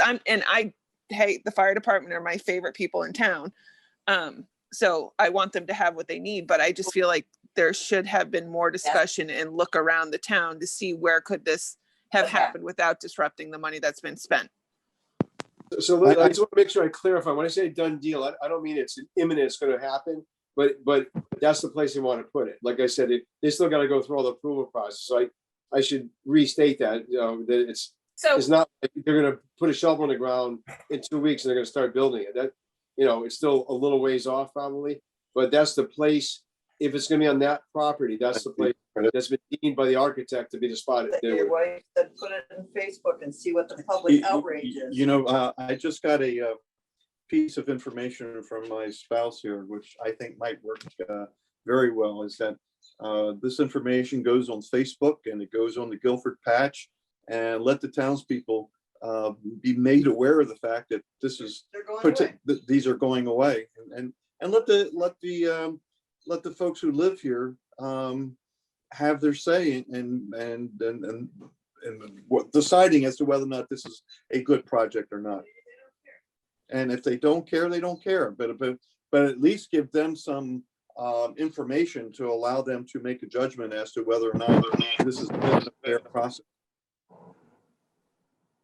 So why don't we, I mean, we can go round and round on this for hours, but so why Oh, don't, yeah, well, why don't we just try and get a little more information on how this happened and, you know, what's going on, and then we can revisit this next meeting. Meanwhile, we'll try to find out where this came from and how this happened. Does that sound reasonable?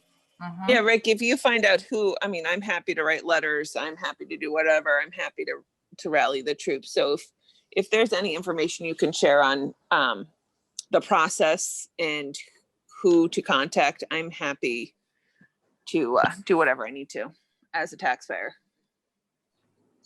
All right, well, I guess, I don't know if I start with Charlie or Butch or Matt, to find out where, you know, where did it get to, how did it get to where it is right now? All I've right, gone all we'll the do way some back- research and we'll get back to everybody on it. How's that sound? Rick, you with me? Sounds good to me. Laura, did you have something? No, I was just gonna say, I've gone all the way back to February minutes and scanned through quickly and not seen anything other from the fire commission, the other mention of this storage unit All right. except for the June 1st one. All right, well, we'll keep checking with, maybe they're in the police minutes. We'll check them out. We'll see what's up. All right, let's move on. We've had the lacrosse presentation and that's sort of on hold till next month as well. So. Yep. Barnacles, I'm sorry. which is always a great topic. The Barnacle Project. Go ahead, Rick. Tell us about so- that. I thought that we had a letter from this woman in the packet. It wasn't in there, but I got a call from I think she's a scientist from Smith College in Amherst. And she's doing research on the effect of climate change on barnacles, of all things. And she did some research in Massachusetts, like the Boston area, and somehow, I guess, a Google map kind of satellite thing, looked at possible places where barnacles may exist. And she's come and looked at Chapel Island Park, and there are a lot of them, I guess. This is a good place for her to do this study. It's about a 1-year study. So basically what she wants to do is put their tiles, think of like ceramic tiles, screw them into the rock at the far point at Guilford. And did I send this map to you guys? Yes, you did. Yeah. Okay, so she circled in red, where it was going Right. to be. So it's a far out point. It's not even a low tide. It's pretty far out. So I'm not sure how many people actually go out to it. So it's kind of out of the way. I'm not sure how visible it would be, but I wanted you to know about it. I don't know if she needs permission. I guess maybe she does for you to do it, but it's just the tiles would come off when the study is done. But it's this project. I guess the barnacles would adhere to these tiles, and it's in an area where there'd be high tide, low tide. They'd be exposed to weather conditions and all that, sun and whatever. And so I guess she's just trying to do some global climate change studies based on her study with barnacles. So she wanted to do it. So would it help for us to make a motion to approve to, I think so. Yeah. So I can tell her, go ahead. okay, so would somebody like to make a motion that we allow this woman to go ahead with her Barnacle project at Chaffinch Island? One quick question. Does the Oh, shellfish wait, let's commission get a second to the motion and then we'll open it up for questions. go for it? I'll second. Okay, go ahead, John. Does the shellfish commission need to be involved in this?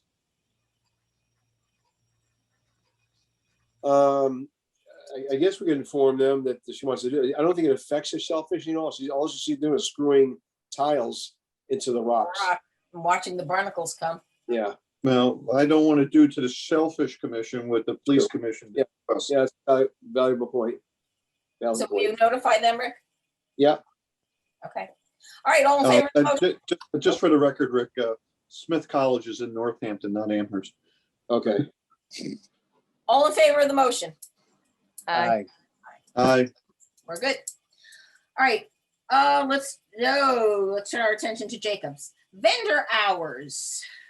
As we know, what is it? The ordinance, the whatever is first come, first stays. Everybody else gets turned away. Right. So the concern is, what time do we open this up for vendors? Is this the question, Rick? Yeah, so it wasn't an issue last year. They could come anytime they wanted Right. because camp wasn't there.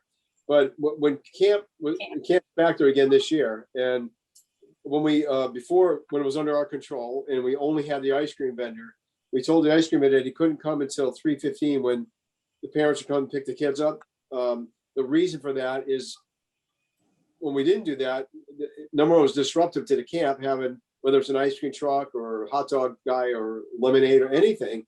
It's disruptive. The kids constantly want to go and get the ice cream or a hot dog, or bumming money off the counselors to do that. So the policy was, again, when it was totally under our control, that the ice cream vendor, and that's all it was ice cream vendor at the time, couldn't come until like 3:15, 3:30 when parents were picking their kids up. Camp goes till 4 now. We're not doing the aftercare this year. It's camp, like 8 to 4. And now, because it's expanded, it's not just an ice cream vendor. It could be a food vendor, an ice cream vendor, and lemonade. I mean, it could be 3 different vendors there. But I think we have to be consistent. Some of the staff have said to me, well, we like the lemonade guy, I said, if we're going to do it, we got to be the same for everybody. There was a little difference. The lemonade guy is not in the parking lot. He's on the boardwalk. So he's a little more under our control, really. But I think that I asked the police chief about this ordinance, and I think we can determine if we don't, if it's going to negatively impact our program there. I think we could say we don't want them there during the hours camp is there, which I think we should do. I would suggest it's 4 o'clock. We tell them weekdays when camp is there, Monday through Friday, they can come at 4, not before that. And weekends they can come whenever they want. Hey. And are they still able, did they ever decide to put a designated spot for them? Yeah. So they're not taking up an actual parking spot. Is it still the circle? Yes. And is there a sign that says, vendor parking? No, we got so many signs down there, but there's not. But there's only been a couple of them been down there, and that's where they go. Okay. Yeah, the hot dog guy last year, he had a cart and he was on the grass. He's got more now. It's more of a trailer. He was down there Saturday, and he's in that. He's in the right spot, the circle, and that's where the ice cream truck was too. The lemonade, he's been setting up on the platform. Yeah, he usually did though. Yeah. Rick and I were talking, this first come, first serve, it's gonna be interesting to see how it works out this summer. Yeah, did they ever come up with an idea of who is policing that? I mean, not to say that there's going to be arguments or whatnot, but who's to say who was there first? Because what if my husband and I have a vendor's truck and I show up in my Buick and park there, and I'm saying I'm holding the spot for my truck to come down that's on the green right now. Technically I was there first, even though I don't have my truck there. Who's policing? It's not going to be on our gate guards is my problem. Is who's policing that? Who gets there first? Are we doing honor system? Yeah, I guess, or it is on the gate guards. If there's already an ice cream truck in there, another one shows up, they know that only one vendor of each type can be there. They're aware of that. So at the gate, they would have to tell the second ice cream guy, well, there's somebody already here, you can't come in right now. I think that happened. I think Ellen told me on Sunday. It worked out because there was an ice cream truck. Yeah, the one left and the other one showed up later. We almost thought they coordinated somehow, but one left and then the other one came later on. So there weren't 2 at the same time. And then Rick, my only other question is, so when there's a party at the pavilion, am I allowed to bring a food truck? So how does that work? Would the gate guards be aware that my party is having the big green pizza truck? So that they know that if there's already a food vendor there in that circle part and my truck shows up, they're not going to turn my truck away. They're going to know that that's there for the party. So when people fill out a reservation form for the pavilions, there's a spot on there if they say they're going to have a food vendor. So I know it. I have to check the report that Shauna does the reservations, and I'll have to look on the reservation report it should say on there, there's gonna be a food truck or there's gonna be an inflatable or whatever. I'll double check though, because if it's on there, then they, gate guards get that report. So they know who's there, who's got the pavilion, and if they got a food truck. But to your point, that's a very good point, Claire, that if it's Naples Pizza and the Naples Pizza truck is there for that party, technically he shouldn't be selling, the hot dog guy may be there, who's there for the general public. Right. So, that could be an issue.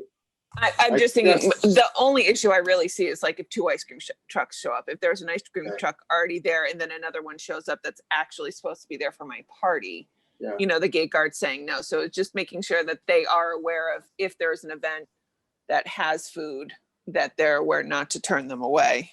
Yeah, it should be on their application. Should be there. Yeah, I know it's Right. on the application. It's just making sure that the gate guards know that. I know Right. it's on the application. I filled it out, but I just Give them the think copy that- of the application. I think they do get a copy of the application. Then there They should get be a no report. No, they get a report. Oh, Yeah. okay. I'll double check with Shauna to see if that's on the report. I'll check that tomorrow. Jacob's Pavilion. And getting back to your original question, I think 4 o'clock and after is fine. And I think on the weekends, obviously, we don't really have control because it is what it is. Yeah, Right. But is there a closing time for them? Because what time do we? at dusk. Oh, okay. And that could vary. I mean, it depends where they go. If they go to, Binder first and make their way around. Plus, the Rangers all get the list on weekends of who is there for picnics. So they know if there's a group there scheduled till like 8, whatever. So they know there's a group down there. They know they're not getting out at 8. It's going to be 8:30 or whatever. Right. So if they know that, they'll probably go there last because they don't want to be spending 20 minutes waiting for people to get out before they Everybody buy. leave, yeah. Yeah. It works pretty well. It's been working pretty well. The whole vendor thing this is new to us because last year wasn't an issue really because we didn't have the camp. Now we're back in our normal process, but we've never had more than one vendor before because we control it. We don't anymore. Right. Well, So this is gonna be a learning curve here.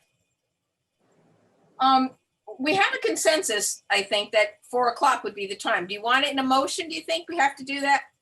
No. as long Executive as we decision. agree to that, we'll just say that's what it is. Okay. Yeah, this is executive decision on the part of the executive director. All right. So 4 o'clock on camp days. Yep. Okay. The private property sign. You've got all of that in the packet. Where is mine over here? I received a letter from the Conservation Commission saying that the signage was misleading and that it would discourage people from walking that part of the beach in between the low tide and the high tide line. However, that is private property there. So either we put a very long sign explaining the tides and where you can walk and where you can't, or we just leave the private property sign. My concern, Rick's concern, when we talked about this was, if we take down that private property sign, people are already heading down there using the beach. So it's just going to encourage people not only to use the beach, but to go and start playing on the dock. And that's what makes it a bigger issue this year, I think, Rose, because that dock is done. And there is a no trespassing sign on the dock. Yeah, well, But I could just see on high tide, people going down the dock and jumping in the water. And that is not the jurisdiction of our gate guards, lifeguards. They can't go over there. It's way too far away. They're not gonna be blowing whistles and telling people that to get off of there. But I mean, I understand what the Conservation Commission is, they're referring. I read all these this public trust stuff, and I don't know. To me, if we have a sign that's way up, way above the high tide line, we didn't say don't go there. We're just saying it's private property. Just let people know it's not town property anymore. And like Lawrence mentioned, well, somebody even took one of our picnic tables and brought it over there. yeah, they've brought it a long way beyond our property. And there's a boardwalk going across the marsh now from Cincinnati Avenue, not all the way to the dock. Yes. Part of the way. It's nice. I mean, somebody asked me when we, the town, built that boardwalk. I asked you that actually. I said, well, we didn't. It's private property. So I don't know. I mean, it's up to you guys how you want to do this, but I think we're just telling people, letting people know that's not town property. We're not saying they can't go there. And it's not at the low high tide mark where that sign is. No, I think we're, Rick, maybe if you want to respond, or I could respond, we could work on this together, it might be better for the Conservation Commission to get an article maybe in the newspaper to explain to people that that is public property between the high water and low water. You know, that is public property no matter who owns the rest of the beach. And it might be wise to just inform the public of that information without having to change our signage. So if I can just share with you that a number of years ago, there was an article in our professional National Parks and Rec magazine written by an attorney. And it referred to an incident that happened on the outskirts of a national park where somebody was going through trails in a national park and then dove off a cliff into a river or something and became a quadriplegic. It was private property, as it turned out. The National Park System got sued and they had to pay the lawsuit. They had to pay the damages because they didn't inform the people it was no longer national park land. I don't know why. To me, there's no logic in that. But I'm thinking, again, if somebody goes into private property thinking it's our beach, because it looks like an extension of our beach, they go on that dock, they dive off that dock and it's lowish tide and they get hurt. Is the town possibly to get sued because we didn't let them know that's not our property? Yeah. So that's in my mind when I'm thinking about this stuff, because I know what happened in this years ago in this article I read. I don't know. I informally talked to our town attorney about it. We didn't really get into details on it, but I just think it's logical to leave a sign there. We're not telling people don't go there. We're just saying it's private property. We're informing them it's not part of the beach anymore. Rick, when did you put that sign up there? Oh, it's been years. Been a lot, yeah. That private Been property years. sign has been for years, right? Yeah, Yeah. it's been years. So the Park and Rec put that sign there. We did. Yeah. I mean, to me, it's common knowledge that you can walk from the high tide mark down. I know. I think pretty much. I don't know. I don't think it's a mystery. I think a good majority of people already know that they can walk along the beach. Great. I don't think a lot of people are really aware of it. It wouldn't hurt to. I mean, if conservation's concerned about it, I think it wouldn't hurt to get that word out there again to people. But I'll tell you, So, if you yeah. put that sign down, people are going to go walking on that boardwalk too, even though it says no trespassing. They're going to go walking there. And then our neighbors are going to be very upset with us. But so is the boardwalk, the new boardwalk and the new dock, is that like cut between the parcel that they're talking about that you can walk? I haven't been down there in forever. My kids don't go over there. They're just not allowed to. If I can't see them, they're not over there. So I'm not as familiar to where you're talking about, but does the new dock in the boardwalk cross over this parcel of land that conservation's talking about, or is it beyond? The dock does. So how did they put a dock on something that is trust? Well, it's not. It's just it's in Connecticut. I mean, that's always public property. Public domain is where the high and low water mark. You can walk it anywhere in Connecticut. Okay, but People so then cannot how is literally it? own the waterfront? But how is there a dock that says no trespassing on that piece of It goes over. property then? It goes The dock- over it. It's a tall dock. You can walk under it. I You think. can walk under it. It goes Oh. right over it. Okay. Yeah, I haven't been down there. Per state law, they can put that dock there. That's what the paperwork explained. They can put, my personal opinion, I think it's fine the way it is. Yeah, I think we agree that probably if we take that sign down, we're inviting more trouble. Could you put it back on the Conservation Commission and say we need the sign there to indicate that it's private property, not town property? So what do you suggest is done, since we can't take the sign away without perhaps opening the town up to a lawsuit? You know, they've brought this problem up. Why don't they solve it? They put it onto us. Certainly respond to them. Everybody puts onto Park and Rec to solve all their problems. Have you noticed that? I've noticed that myself, Kat. We should be getting twice the money. And we do it. And we do it. You know, when they need space for things, we find it. You know, yeah, we do it. It's because we're the Department of Parks and Cooperation. We are. Leave well enough alone. Okay. Then we are going to leave well enough alone, since that's the consensus here. The little library.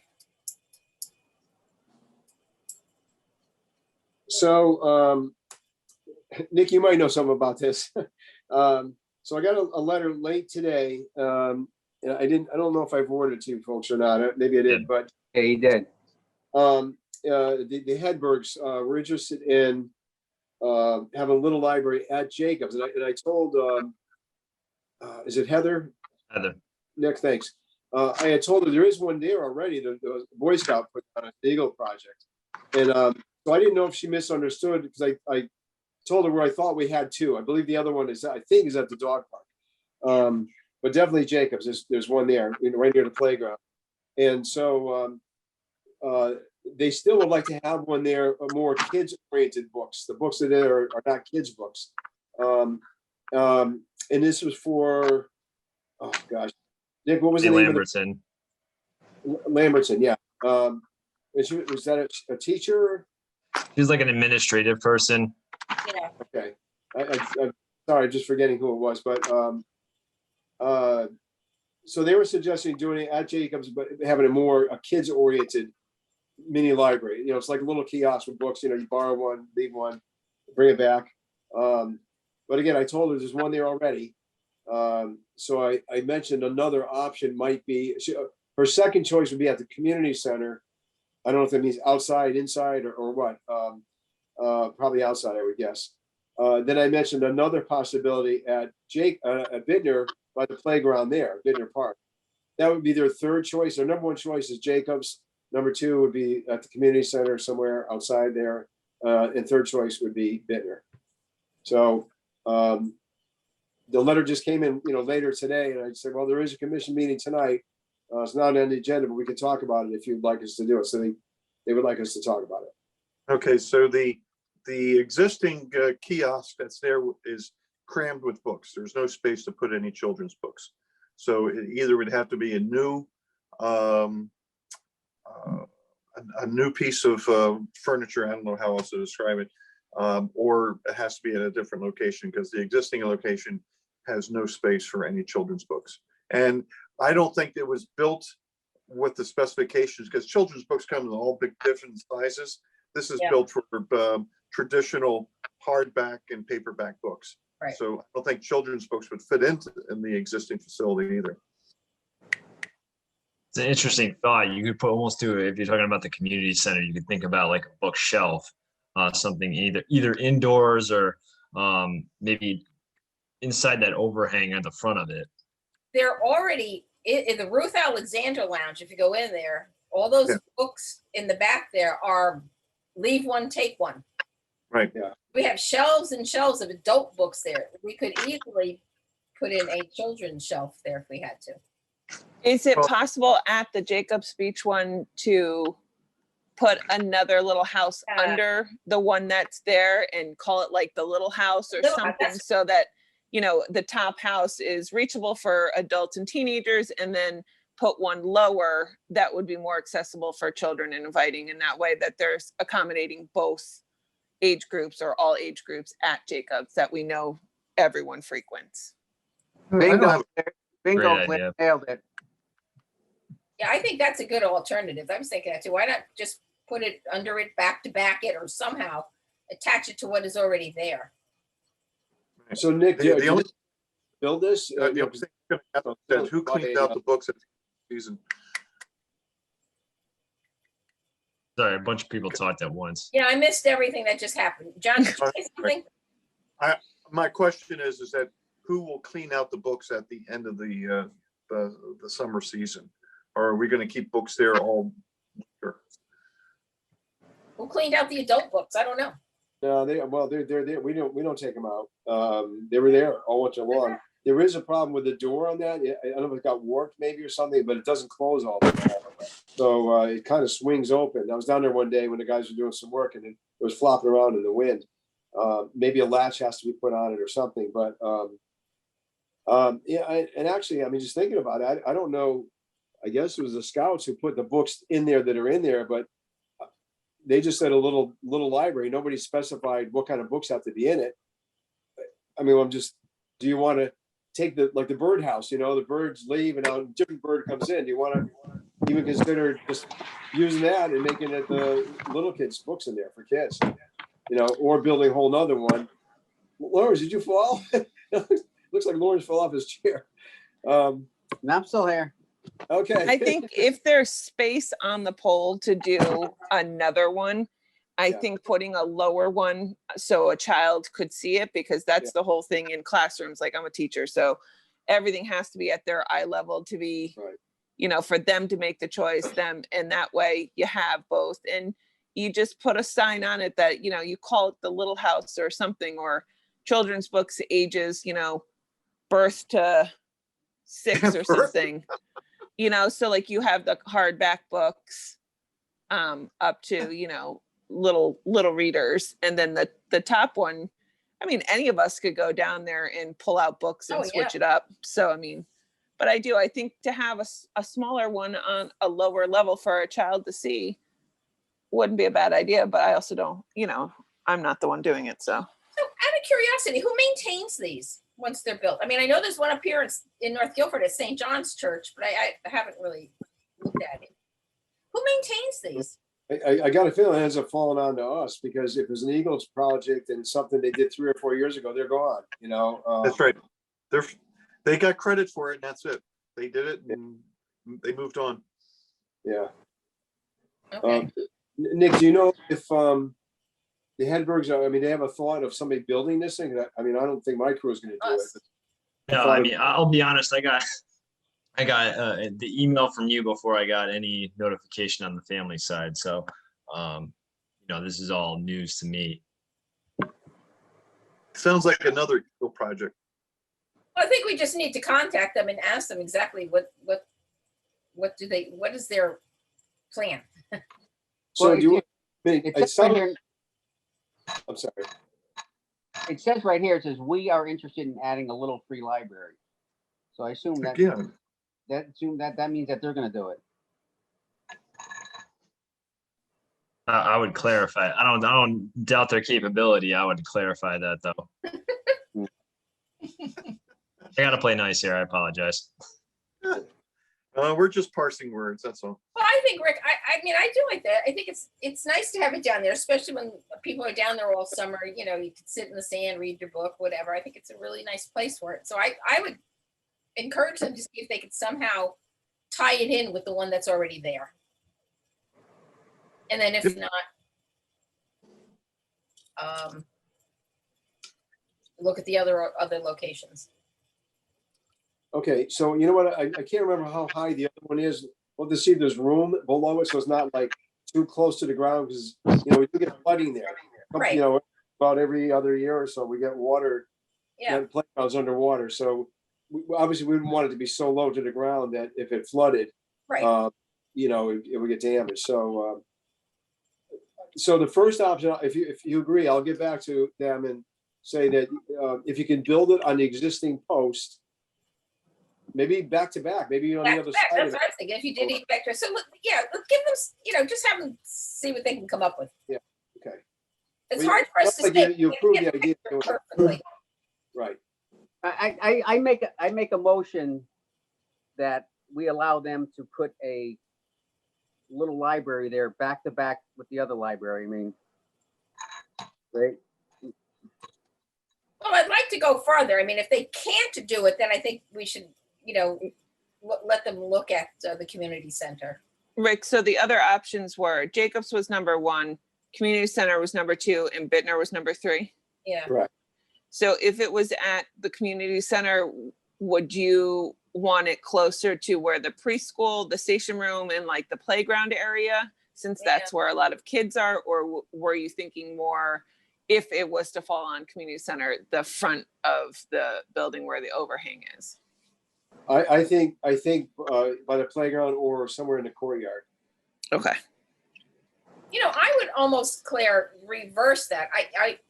If you think about this, because if there's nothing else at Bittner, if you think about it, so you could get your book, sit on your, blanket and read. The community center I would have as the third choice, because you could always go over to the library. Right. It's not as hard to get a book last minute. If you're in town, you just run over to the library.